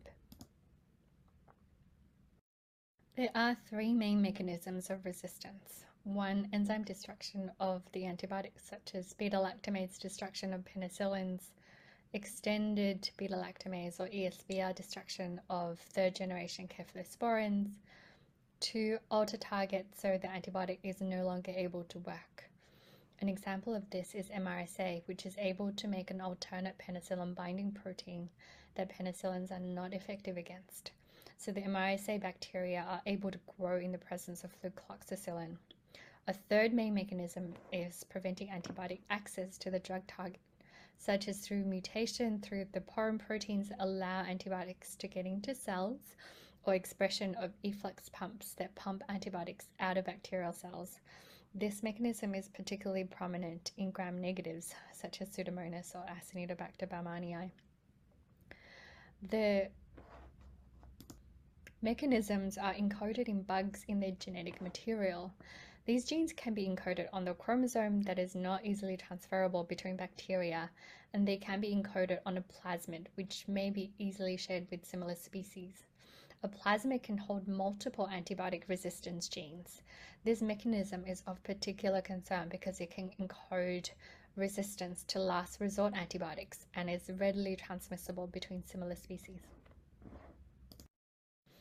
So how do we detect antimicrobial resistance? In the lab, we perform culture-based susceptibility testing using standardized systems such as CLSI, UCAS or CDS, with standardized culture medium, organism inoculum, antibiotic concentration, and growth conditions. We use quality control processes to ensure integrity of each step. The MIC, or the minimum inhibitory concentration, is the lowest concentration of an antibiotic that inhibits visible growth of that organism and is used to determine the susceptibility of a bug to that antibiotic. Cutoffs for considering a bug susceptible to an antibiotic is called the clinical breakpoint. This is determined by the concentration of that antibiotic achievable using the standard dose, the pharmacokinetic and pharmacodynamic characteristics of that antibiotic, and clinical outcomes data. On the top right, you can see a ceftriaxone impregnated e-test on a lawn of Neisseria meningitidis. There's a clearance around the whole strip, and the MIC, or the minimum inhibitory concentration, is less than 0.002 micrograms per mil. The clinical breakpoint for Neisseria meningitidis is 0.12, and so that means that this isolate is susceptible to ceftriaxone in a patient receiving standard dose ceftriaxone treatment. Disc diffusion is an alternative method for testing antibiotic susceptibility, and it's shown on the bottom photo. Antibiotic impregnated discs are placed on a lawn of the bacteria of interest, and the zone of inhibition around the disc is standardized to MIC methods and is used similarly to determine antibiotic susceptibility. In addition to culture-based methods for susceptibility testing, rapid molecular methods are available for a limited number of organisms. An example of this is the detection of multi-drug resistant TB on the Fiji Gene Expert platform, which is particularly useful given the slow culture growth of TB. Whole genome sequencing is a promising tool for detection of antimicrobial resistance. This is currently limited to organisms cultured through traditional methods. It also requires significant infrastructure, bioinformatic expertise, and further clinical data to support its direct use in clinical practice. So I hope this talk gives you a better understanding of how the clinical microbiology service, through patient-specific infectious diagnoses and antimicrobial susceptibility testing, contributes to the implementation and practice of antimicrobial stewardship. I'd like to emphasize that good communication between clinical and laboratory staff facilitates optimal microbiological diagnosis. Thanks for your attention.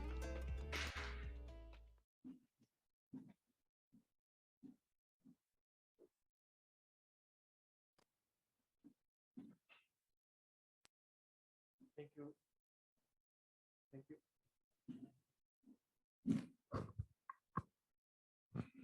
Thank you, Dr. Belinda.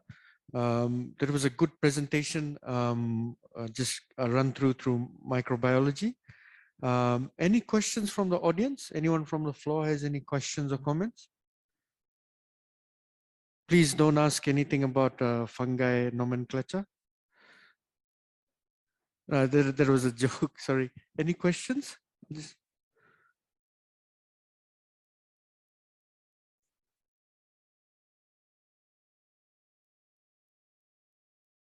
There's also no questions on the chat box. Okay, we'll move on to, thank you very much, Dr. Belinda Lin. And these talks will be available on the platform, and you can revisit them later on. And I'm sure there's a lot of good information there. We'll move on to the next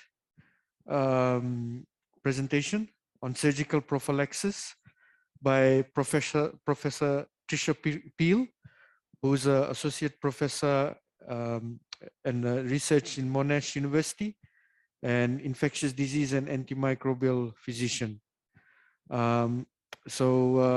Surgical prophylaxis. Thank you.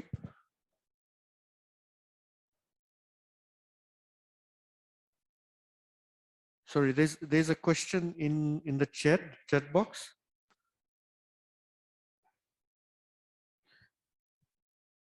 What's the resistance profile of group A streptococcus to first generation cephalosporins?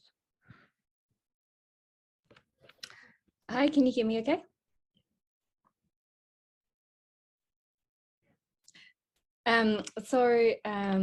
The question is resistance profile. So group A strep have retained sensitivity to beta-lactams very well. So they're generally sensitive to penicillin and first generation cephalosporins. Thank you. I think that answers the question for Kristika Mala. Okay. We'll move on to the next presentation.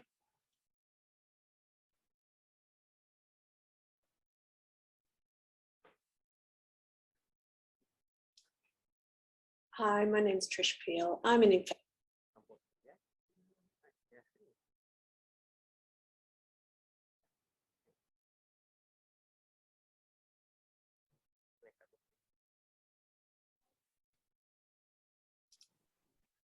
Hi, my name is Trish Peel. I'm an infectious diseases doctor at the Alfred Hospital, and I also work at Monash University.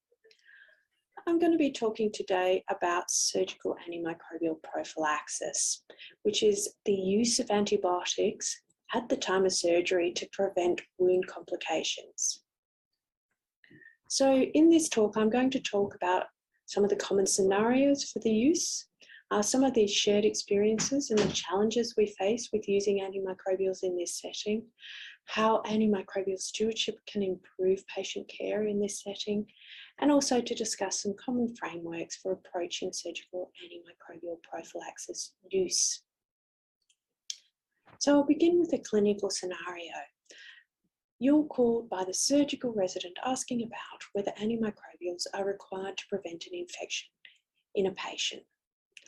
Bernard's 44 years old. He's been diagnosed with an inguinal hernia and he's admitted to hospital for a surgical repair with mesh of this hernia. He doesn't have any worrying features to suggest complications. So what is your approach in this scenario? Do you give antibiotic prophylaxis? When do you give it and for how long? So I want to take a step back and talk about what is surgical prophylaxis. So it's one of the most common reasons that we use antibiotics in the hospital. And the aim is to prevent infections in patients who are undergoing surgery. We know that when a patient undergoes surgery, there is a risk that bacteria or other microorganisms might contaminate the wound during or shortly after the surgery. And so we give prophylaxis in certain scenarios to prevent any wound complications.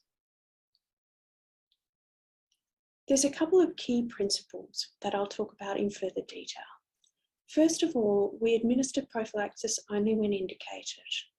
We give it to cover the most common organisms.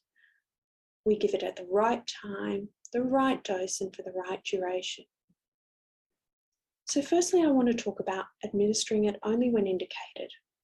The first thing to say importantly is that all surgery does carry a risk of surgical site infections. However, we don't give prophylaxis to every patient undergoing surgery. We need to carefully balance the risk and consequences of infection against the risks of antimicrobial exposure. So in general, we give antimicrobial prophylaxis if there's a high rate of infection, for example, in colorectal surgery, where we know the risk of infection can be as high as 20%, or if there's significant consequences of infection. So for example, the risk of infection following joint replacement surgery is low, only about 1 to 3%. However, as I'm sure you're all aware, the consequences of a patient getting a joint infection is severe, and therefore we give antimicrobial prophylaxis in that scenario. So just to reiterate, every operation has a risk of surgical site infection, but our decisions about whether to give surgical prophylaxis or not needs to balance the risk and consequences of infection versus the risk of antimicrobial exposure. The second important aspect of surgical prophylaxis is that we use an antimicrobial that covers the majority of pathogens.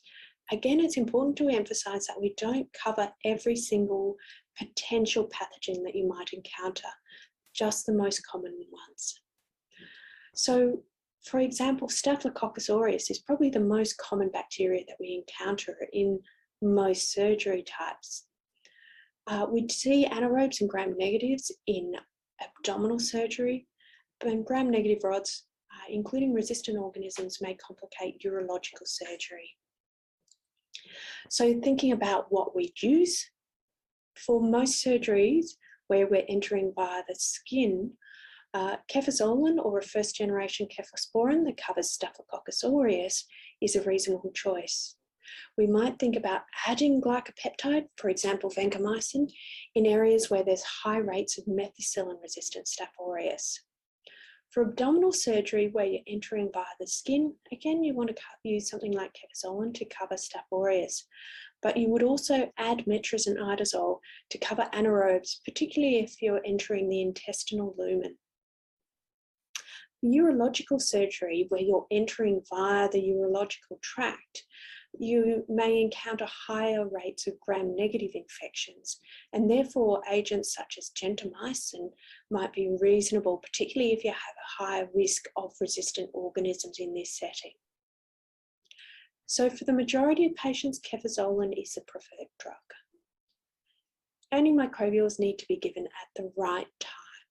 This is important because we're wanting to make sure that you've got the antimicrobial present in the tissue at the time of greatest risk, which is when surgery is commenced, when you've got an open wound.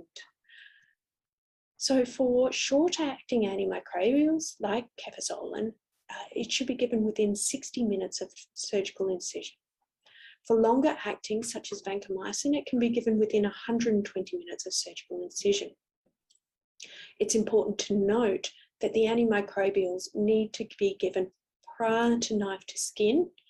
However, the infusion doesn't need to be completed and may run throughout the course of the operation. For example, with vancomycin, which needs to be given over an hour and a half. So again, important aspect of surgical prophylaxis is that we administer antimicrobials before the skin incision. Similarly to giving at the right time, we need to give the right dose to make sure the tissue levels are adequate to be able to kill any organisms that contaminate the wound. So for short-acting antimicrobials, such as cefuzolam, we might need to think about redosing them in long operations, such as if the procedure goes greater than 3 hours. Also, we might need to think about using bigger doses in obese patients. So for example, we might think about giving 3 grams of cefuzolam in a patient who weighs greater than 120 kilos. So again, 2 grams of cefuzolam is reasonable for the majority of adults. For the majority of surgery, antimicrobials are not required after the completion of the operation. So that is, once the wound's closed, the antibiotics can stop. There are a couple of exceptions, including cardiac surgery, joint replacement, and vascular surgery. We know that giving prolonged doses of prophylaxis, so greater than 24 hours, is actually associated with patient harm. So you see increasing risks of Clostridioides difficile infection, acute kidney injury, and in fact, you can see increased risk of surgical site infections due to resistant organisms when you extend prophylaxis beyond 24 hours. So again, an important point is most procedures do not need postoperative antimicrobials. So we're going to look at discussing this case now, looking at what your approach would be. So just to remind you, this is Bernard, who's undergoing his inguinal hernia repair. He doesn't have any features to suggest any complications. So we'll stop now, and it'd be interesting to hear your thoughts about what your approach would be, looking at whether you think he needs surgical prophylaxis, what agent you would choose, when you would give it, and for how long.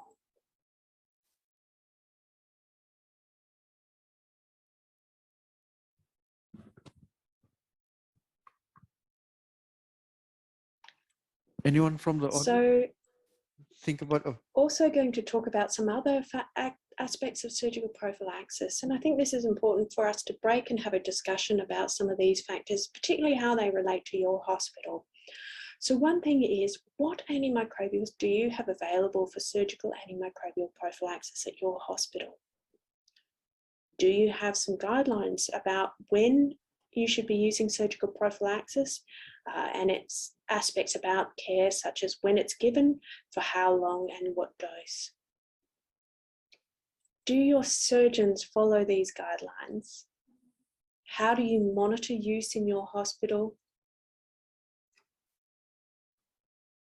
And what challenges have you experienced in your hospital with surgical prophylaxis use? So again, we'll stop here and have some discussions.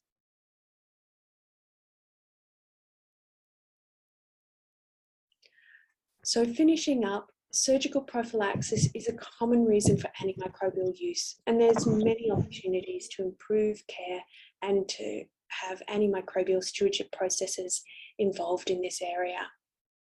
Importantly, not every procedure requires surgical prophylaxis, and it always depends on the risk of infection and the consequences of infection.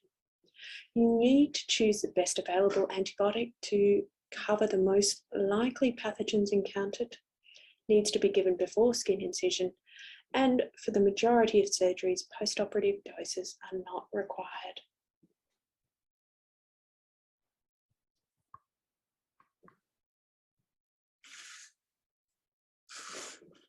Thank you. We did not stop the video in the interest of time. So just there's some good discussion points regarding the patient who needed a hernia repair. Any questions or comments from the floor first? We'll take some questions from the floor. I know I see a lot of surgeons and anesthetists online. Any questions on the chat box?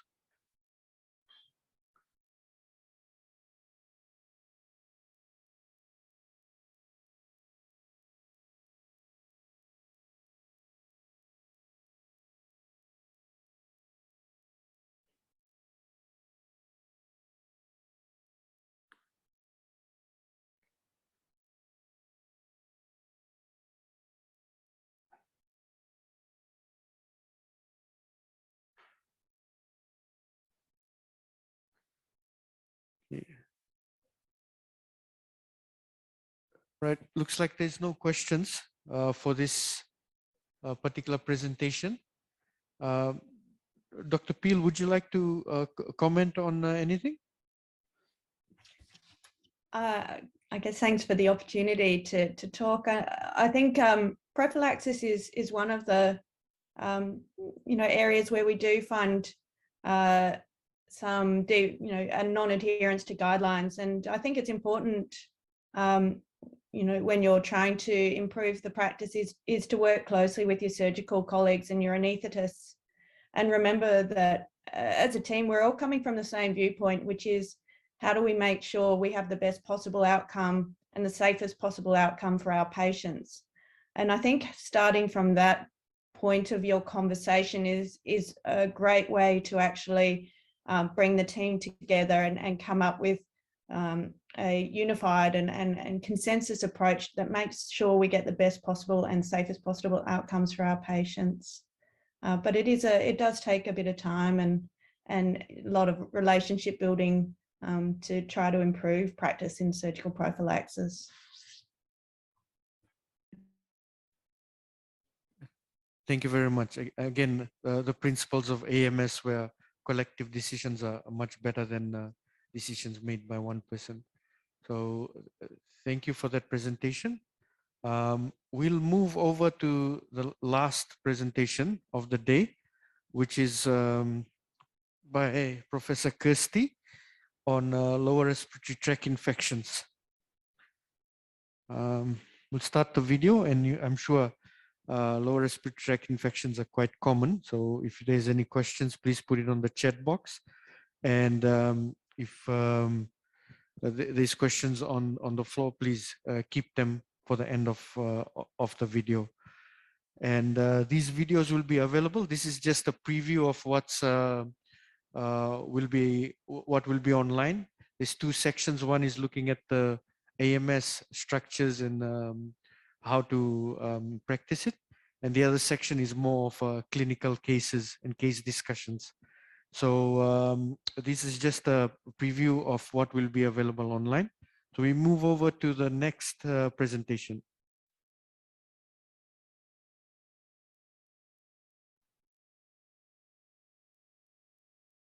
Hello and welcome.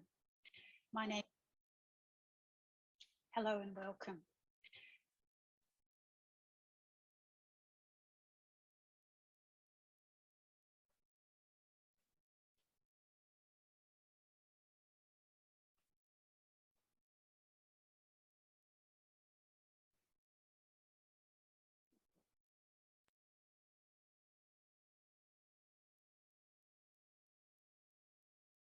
Hello and welcome.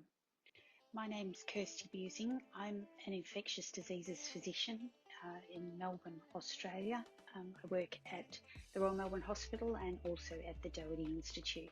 And I'm welcoming you today to this education module where we're going to be talking a little bit about lower respiratory tract infections. The objectives of today's discussion is to introduce some cases and explore shared experiences of managing people with lower respiratory tract infections and really unpack some of the challenges we face. And then we're going to look at demonstrating how we can use antimicrobial stewardship to help improve patient care. We'll be exploring questions like when to use antibiotics and which antibiotics to choose. We'll be thinking about intravenous versus oral antibiotics and what the appropriate durations of therapy are for different conditions. and importantly, discussing some of the non-pharmacologic therapies that can be used to support the care of patients with lower respiratory tract infections. So we're going to kick off the discussion by introducing a clinical case. And I'd like you to join me in imagining the care of a gentleman named Bob, who's a 65-year-old man, and he comes to you complaining that he's been coughing for over a week. His cough sometimes produces sputum. He tells you he feels wheezy and tight in the chest, and he thinks he may need an antibiotic. When you're examining him, his vital signs are normal. He's not hypoxic en room air, and his chest examination is normal. What do you think's likely to be wrong with Bob, and what would you do next? So I'm hoping that most of you would recognise that what Bob is likely to be experiencing is an episode of acute bronchitis. Acute bronchitis is probably one of the commonest reasons why people attend for medical care in the primary care setting. And when we say acute bronchitis, what we mean is inflammation of the small airways in the lungs. It usually presents with cough, which may or may not be associated with sputum production. The person can sometimes experience wheeze in the chest or tightness or discomfort in their chest. The most common cause of acute bronchitis, far and away, is a respiratory viral infection. Bacterial infections are much less common as causes of bronchitis. Importantly, bronchitis will usually get better on its own, but you need to explain to the patient that their cough will often take several weeks to really improve. Typically, 2 or 3 weeks would be what we'd usually expect. And another important point to talk to Bob about is the fact that just because he's producing sputum doesn't mean that he has a bacterial superinfection. That's a common thing that people will sometimes talk about, but we do know that viral infections can lead to sputum production as well. So when you're managing a patient who has acute bronchitis, it's really important to be sharing information with them and involving them in the decision making around their care. Really what the patient wants to know is what's wrong with them and what they can do to help themselves to feel better. And importantly, what they should expect to happen next. So it's important to discuss symptom management, not just centre the discussion on antibiotics, but to talk to them about other things they might be able to do to help them feel better. And it can be a useful opportunity to discuss prevention. We've all learned a lot about preventing respiratory infection transmission in recent years. But things like vaccination and cessation of smoking, it's an important opportunity to bring that up with Bob to help improve his longer term health. On the right-hand side of the slide, I've got an example of a patient information sheet that was constructed by the National Centre for Antimicrobial Stewardship in Australia. Many of you will be able to find it fairly easily on the internet, and you might find something like that useful to talk through with your patient and give them some documentation about your recommendations to help manage their problem. We've discussed that the most likely diagnosis for Bob is acute bronchitis. It is important that we remind ourselves to think about differential diagnoses. And as part of this discussion, it's useful to think about local epidemiology. So what do you know about what's transmitting in your area at a particular point in time? And also to have an understanding of Bob's more broader general health. We know about his age, but a little bit more about his comorbidities, and some detailed history about what might have precipitated his illness or what things he might have been exposed to in the past that might be pertinent now. So in the current situation, we really need to be mindful of COVID-19, and a person presenting with Bob's clinical presentation might well warrant a swab and testing for COVID-19 in the current circumstance. Sometimes pertussis or whooping cough can present with somebody who's got a chronic cough, so it's useful to think about that possibility. And influenza is another important diagnosis that might be relevant in Bob's situation. Influenza is a virus that can cause acute bronchitis, and in some circumstances it can be useful to know that the patient has acute influenza if you might be considering antiviral therapies. Depending on where you are practicing, tuberculosis may be prevalent in your local community, and a person presenting with a chronic cough like this, you might need to be considering whether testing for tuberculosis is relevant. Pneumonia is an important differential, which we'll explore in a little bit more detail in a moment. Asthma can present with chronic cough, and exploring some of the precipitants could be useful in Bob's situation. And certainly you'd like to know if he had any comorbidities or if there's anything else in the history that might lead you to think about heart failure in Bob, which sometimes can present with a primary complaint of cough. I'd like to now introduce you to another clinical case. So this one's Betty. She's a 65-year-old woman who's been coughing for 2 days, and her cough is productive of sputum. She feels breathless and tells you she has a sharp pain in her side when she breathes in. She describes a fever last night and actually an episode of uncontrollable shaking, which sounds to you like it might be a rigor. She's febrile when you're examining her, a little bit hypoxic on room air, and her respiratory rate is 24 breaths per minute. Her blood pressure is 130 on 80 and her heart rate is 90 beats per minute. And when you examine her, you can hear some crepitations in the lower zone of her right lung fields. So what's your approach? Well, we've presented a clinical scenario here that is suggestive that Betty probably has pneumonia. And it's useful to think through what we mean when we say pneumonia. Now, before I mentioned to you that bronchitis was largely infection of the airways, which are sort of the yellow parts of the diagram we have on the right-hand side there of the lungs, whereas pneumonia is infection of the lung parenchyma, the air spaces or the red parts of that diagram on the right-hand side. So it's a more extensive infection, and it can be caused by either bacteria or viruses. What happens when you have an episode of pneumonia is that those air spaces can become filled with bacteria, white blood cells, fluid and proteins that make gas exchange difficult. And so it is generally a more severe illness than acute bronchitis. It can be tricky to try and differentiate acute bronchitis from an episode of acute pneumonia.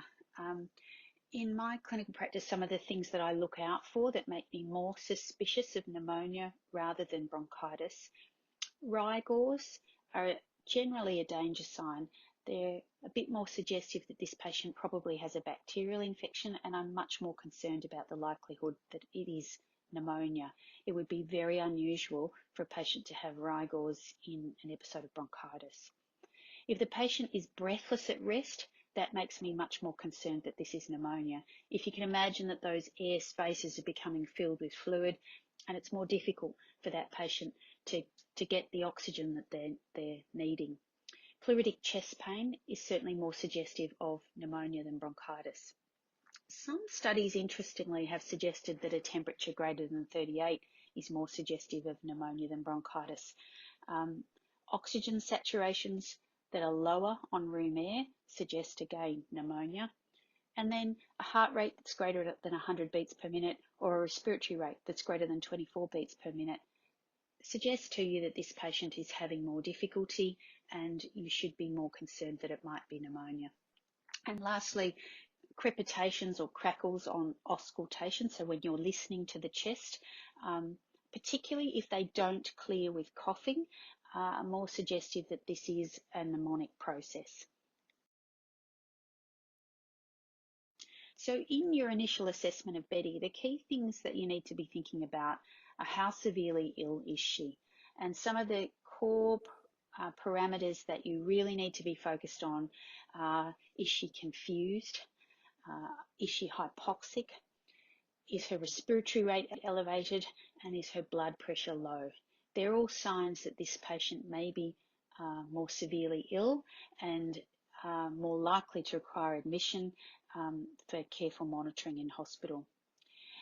Clinically, we can sometimes assess somebody's respiratory effort, which we at times call their work of breathing. So if they're really struggling to get breath in, be much more concerned. And when you do investigations, multi-lobar changes on the chest X-ray, that is more than one lobe of the lung being involved, is a concern that this may be a more severe illness. You need to think about Betty more generally, beyond just this episode of pneumonia, and think about her age, her general frailty, her comorbidities and her social circumstances to help you determine whether she's safe to be managed at home or whether she might need admission to hospital. And if you're asked about what is the most important vital sign to be monitoring, the best predictor that this person might need to go to the intensive care unit or might be at higher risk of death, then I would recommend to you that the respiratory rate is really very important. And sometimes we don't take enough care in monitoring the respiratory rate carefully, but it really is an excellent predictor of identifying early clinical problems in a patient. What investigations might you do?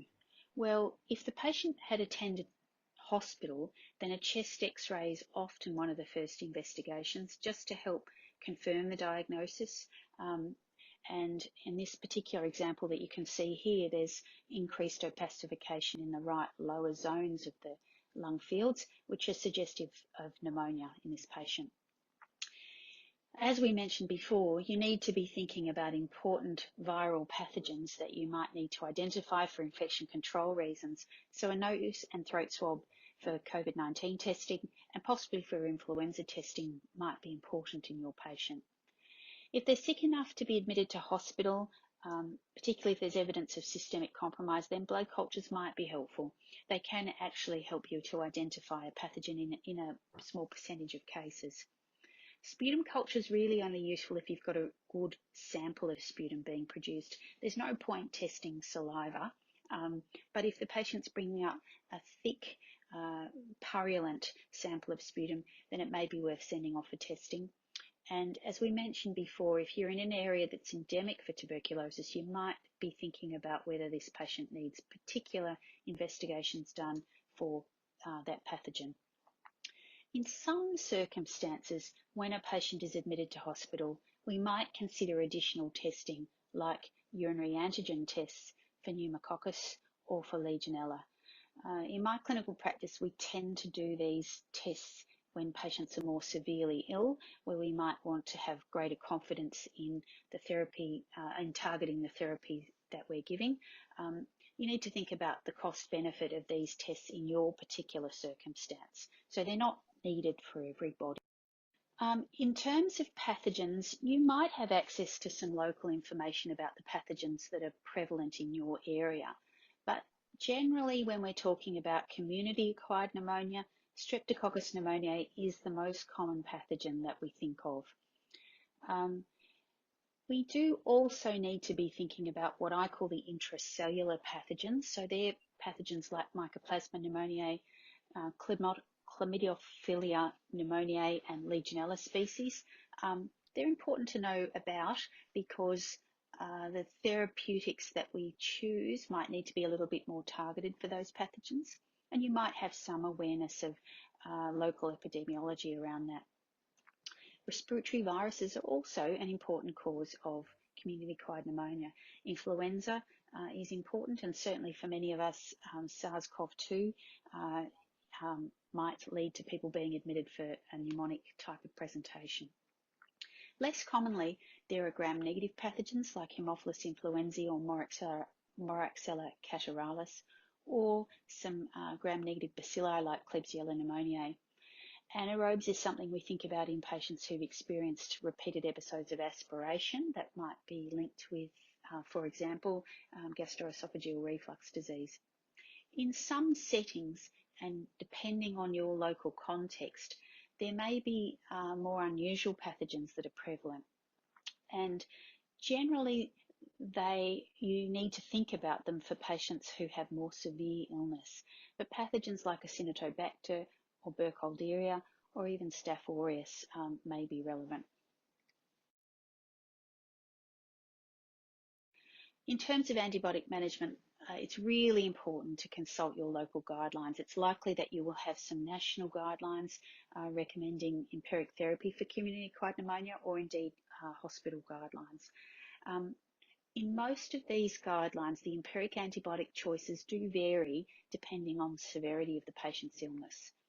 Generally, they will use some sort of a penicillin, which is the backbone of therapy for pneumococcus, and often they will add in some sort of a tetracycline or macrolide to address the intracellular pathogens. I've got some examples here of the recommendations that we would use in Australia, and I know that for many of you they may be appropriate, they may be relevant, but I do want you to caution you to make sure that you've checked your local guidelines. For us, for a mild episode of community-acquired pneumonia, that is somebody who's able to be managed as an outpatient, we'll typically use some oral amoxicillin or doxycycline. For a moderate illness, a patient who needs to be admitted to hospital, sometimes they'll get intravenous benzopenicillin rather than oral amoxil, and we'll often add in the doxycycline as well. And for severe community-acquired pneumonia, patients needing intensive care unit for respiratory support or have clinical signs of sepsis, in Australia, we would use intravenous ceftriaxone and azithromycin. Depending on local epidemiology and patient comorbidities, you might consider antivirals for influenza, and usually that's tailored based on the results of a PCR test for influenza. As I mentioned before, depending on where you are in the world, there may be other pathogens you need to consider, particularly in severe illness. So please consult with your local. We're going to go back to the clinical case of Betty, who we mentioned before, who you evaluated in the emergency department. And let's imagine she had the chest x-ray that we saw before that demonstrated some right-sided consolidation. She was admitted to hospital and started on intravenous benzopenicillin and oral doxycycline. The next day you've come to review her and she's feeling much better. She's eating her breakfast, her fever has settled, and she looks comfortable, although she's still tired and is coughing a bit. Her blood cultures so far are negative, it's only the first day, and her sputum cultures, there's mixed flora on the gram stain. So what happens next with Betty? Well, an early clinical question that we often ask ourselves is, can she switch to oral therapy? I would make the suggestion that in many people like Betty, she could have started with oral therapy if her illness wasn't terribly severe and if she was tolerating the oral therapy well. Generally, oral therapy avoids the need for an intravenous cannula and can do the job quite well in many patients. But if you have elected to start with intravenous, then you should be reviewing this clinical suitability for a switch to oral antibiotics each day. In most cases of community-acquired pneumonia, I think it's worth appreciating that we generally don't identify the pathogen. We're lucky if we can culture pneumococcus from a blood culture or have a positive urinary antigen test, but very frequently we don't have that information. And so we need to do what's called pathogen-independent de-escalation, that is, following the empiric guidelines to help you de-escalate from intravenous benzopenicillin and doxycycline to perhaps oral amoxicillin or oral doxycycline, and sometimes both. The duration of therapy for mild community-acquired pneumonia, there's reasonably good evidence now that 5 days is adequate for adults who aren't otherwise complex, that is, they're not otherwise immunocompromised or have chronic suppurative lung disease. For moderate or severe community-acquired pneumonia, many guidelines currently recommend 7 days of therapy. That is, the 7 days includes the intravenous and the oral, so a total course. There's some emerging evidence that many adults could recover quite well with even shorter therapy. So watch this space as new evidence emerges. I would flag that in severe cases such as a cavitatory Staph aureus pneumonia or a difficult Acinetobacter pneumonia, that therapeutic courses might need to be a little longer, and so in those circumstances you'd need to follow local guidelines or seek expert advice. In general, just to recap, that intravenous therapy is generally started if the patient's unable to tolerate oral therapy, but also would often be suggested if there's been rapid progression of illness, extensive chest x-ray changes, or there's already signs of significant systemic compromise, such as a patient who's hypotensive, confused, or hypoxic. But oral therapy could be used from the start if the patient's able to eat and drink and is clinically stable.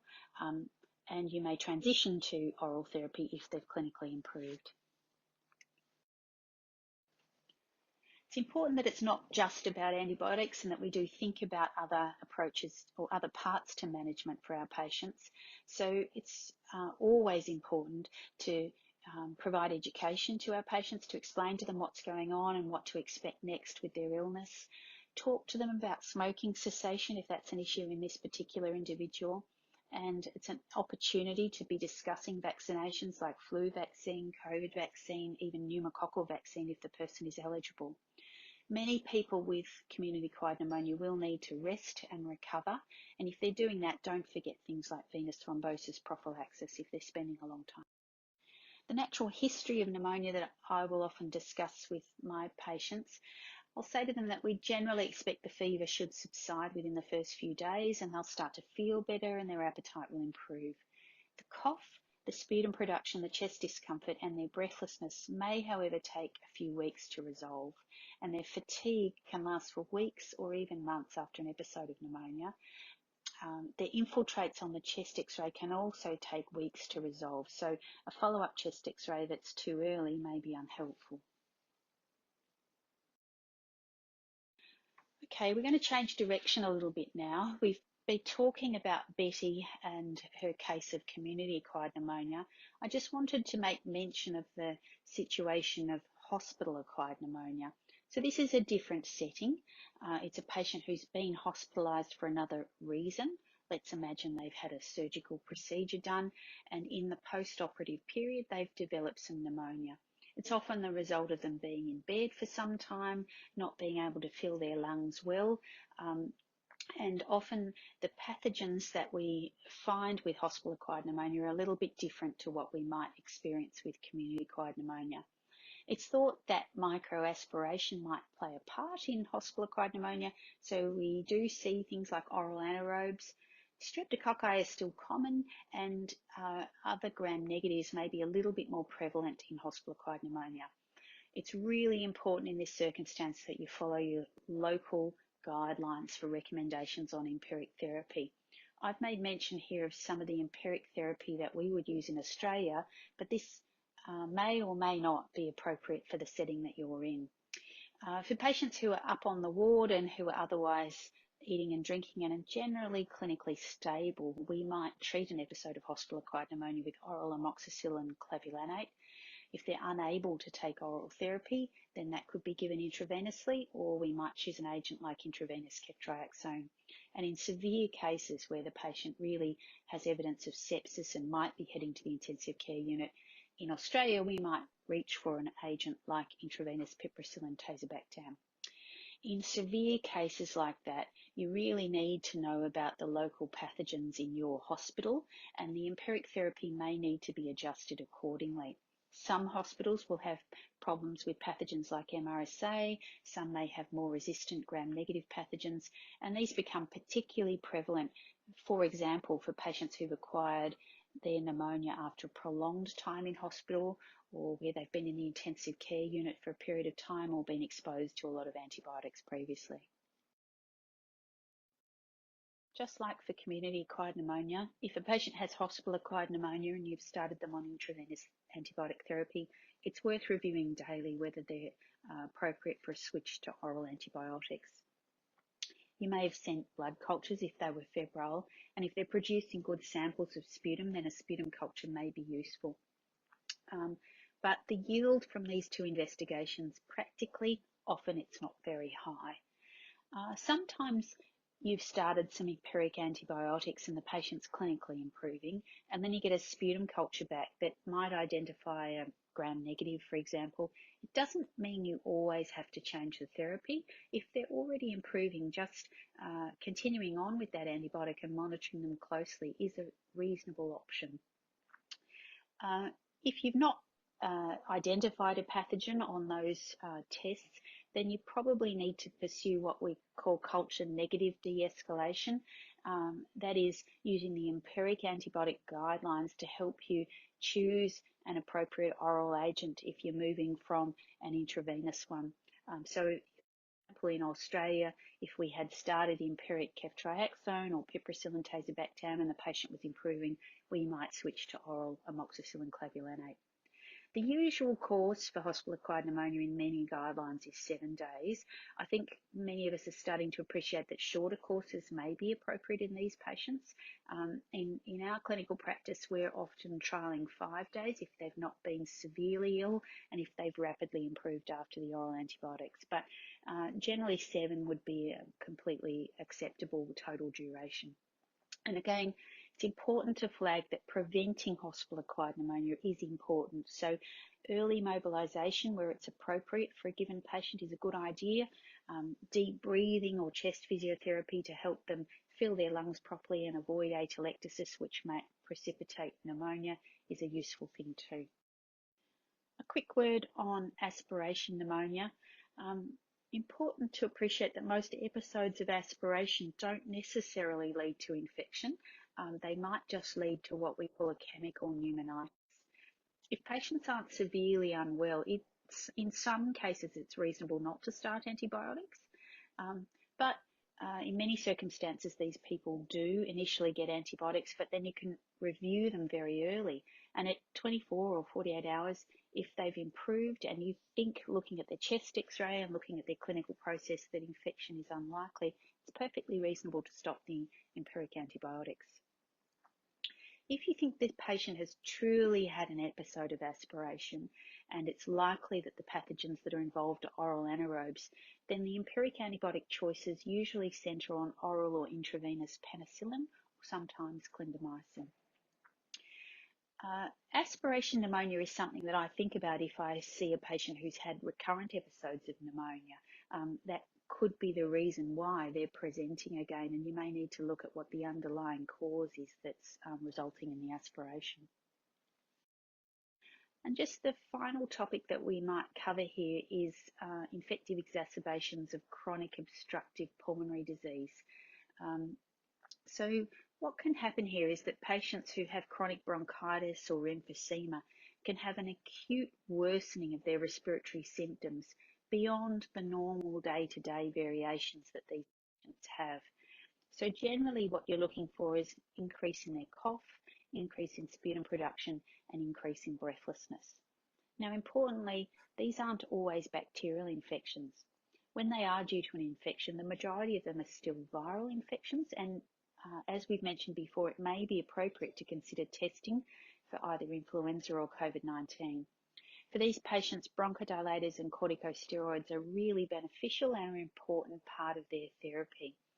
I'd also flag that careful use of oxygen in these patients is important. For many of them, they might have some degree of chronic hypoxia, so giving them too much oxygen could indeed be harmful. So just be cautious around that. But in these patients, sometimes antibiotics are useful, and it's particularly a good idea if the patient is very frail and at risk of poor outcome, or if you've trialled bronchodilators and steroids and you find they're not improving, then there may be benefit in commencing some antibiotics. Herein, again, as we've said before, following your local guidelines is important. I've given you some examples of what we might do in Australia, just as a suggestion. So for patients who are well enough for outpatient care or people who are clinically stable eating and drinking on the wards, we might choose oral amoxicillin or doxycycline, and typically we would give 5 days for an acute exacerbation. If the patient was more severely unwell or they were unable to tolerate oral antibiotic therapy, then something like intravenous ceftriaxone or intravenous amoxicillin clavulanate is an example of what we might use. A common concern, something that we get asked a lot, is a patient who's previously grown Pseudomonas in their sputum. It doesn't mean that they need an oral quinolone for every future exacerbation. Just because Pseudomonas has been there once doesn't mean it's going to be the pathogen every subsequent time. But it is useful to know that it's there if that individual patient has a severe episode, and in those circumstances one might choose anti-pseudomonal therapy. And the last thing to talk about with chronic obstructive pulmonary disease is to think about preventing exacerbations. We've learnt a lot in recent years about the benefit of mask use in preventing acquisition of respiratory viral infections. Physical distancing and hand hygiene are important. Also, reflecting on whether this patient is appropriate for pneumococcal vaccination, influenza vaccination or COVID vaccination might be relevant, smoking cessation, and thinking about exposures to other precipitants like air pollution could be relevant in your individual case. And I'm just going to finish here on summarising the issues in antimicrobial stewardship that we've discussed around lower respiratory tract infections. We've talked about thinking clearly about the diagnosis. Is this bronchitis or could it be pneumonia? Educating our patients so that we've got shared goals and the patient knows what to expect going forward. Assessing the patient's clinical severity to help guide the empiric antibiotic choices for pneumonia, and trying to target the likely pathogens, acknowledging that viruses are common, but when bacterial infection happens, the pneumococcus is one of the most common pathogens we see, and that penicillin is the mainstay of therapy for that pathogen. Tetracyclines and macrolides may be added in for intracellular pathogens. Broader spectrum antibiotics, for example ceftriaxone, might be warranted in the more severely ill patient. Pay attention to opportunities for intravenous to oral switch in your patients who've been admitted to hospital. With regard to durations of antibiotics therapy, evidence is emerging that shorter courses may be adequate, but currently somewhere around 5 to 7 days is what many would use. And don't forget the non-pharmacologic measures to help prevent future episodes of lower respiratory tract infection. Thank you very much for your attention, and I'm just finishing with a reference from a book that many of you might find useful, but we'd be happy to discuss some of the issues that we've brought up here in some of our interactions going forward. Thanks a lot for your attention. Ta-da.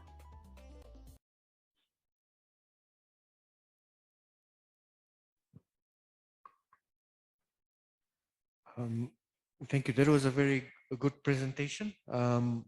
Respiratory tract infections. Any questions on the floor?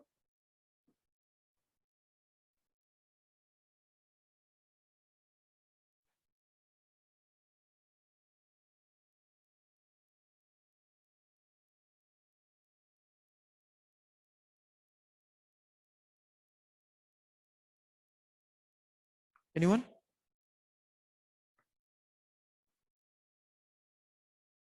Okay. There's no questions on the chat.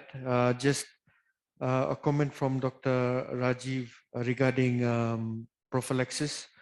We are trying to follow the latest guideline on antibiotic prophylaxis that was endorsed by the working group. We have a chart in each theater. So there's a chart on antibiotic prophylaxis. If there's no questions, Professor Kirsty, would you like to say something? Thank you. Oh, thank you, Dr. Ravi. Thank you everyone for your patience and your attention. And we hope you found some of the discussion useful. I would, you know, as we work together going forward, I'm not sure if a lot of what we've talked about is surprising or different. You know, some of it might be challenging. I know even amongst the doctors I work with, you know, talking about things like shorter courses of therapy for pneumonia is kind of pushing boundaries. And if I went back 5 years, you know, we would have had a lot of people on 10 days or even 14 days of antibiotics for pneumonia. So, you know, we've seen progress in the way people are thinking, and I'd be interested to learn what you guys think is usual for you over in Fiji, and you know, whether it seems very familiar, that the sorts of antibiotics that we're talking about, or whether you feel there's significant differences there. So you know, I'm interested to hear from you and to learn from you and to work together with you going forward. I wonder, Dr. Ravi, you might have some comment about that, about durations and things for pneumonia.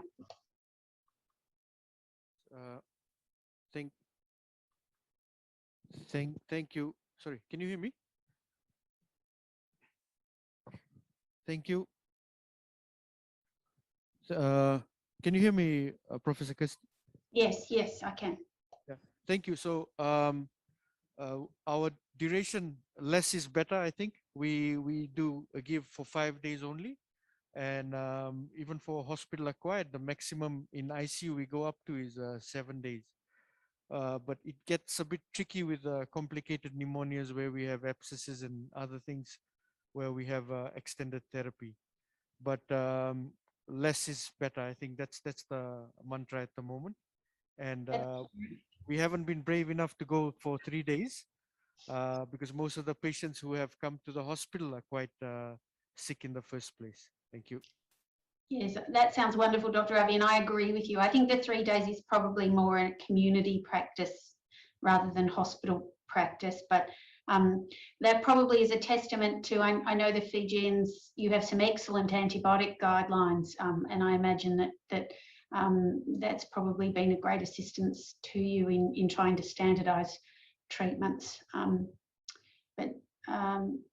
No, thank you very much. We've really enjoyed interacting with you all this morning, and we hope you know that if you found it useful, we hope that we can help support and interact with you a little bit more in this way. And we'd be interested in receiving some feedback going forward on what the best format is, and you know how many talks you feel are reasonable in a given session and those sorts of things. But you know, I really enjoy the opportunity to interact with you afterwards. It's terrific.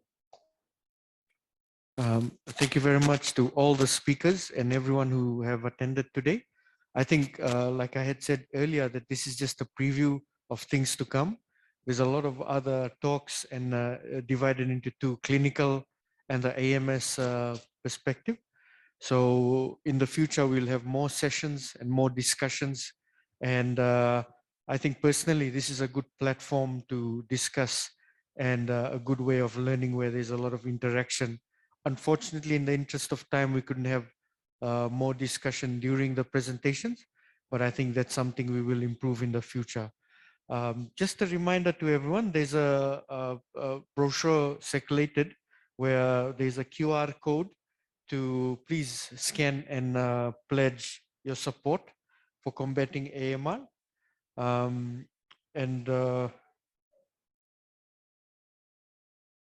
Also, there was something that I have forgotten. I think it's been a long day. I started my rounds early. But thank you, everyone. On that note, Professor Wilson has left. I'd call it a close to this very fruitful and exciting session. And please do pledge your support. And this is a good start to the antimicrobial awareness week. Vinaka Vakalevu, thank you for everyone for joining. Thank you.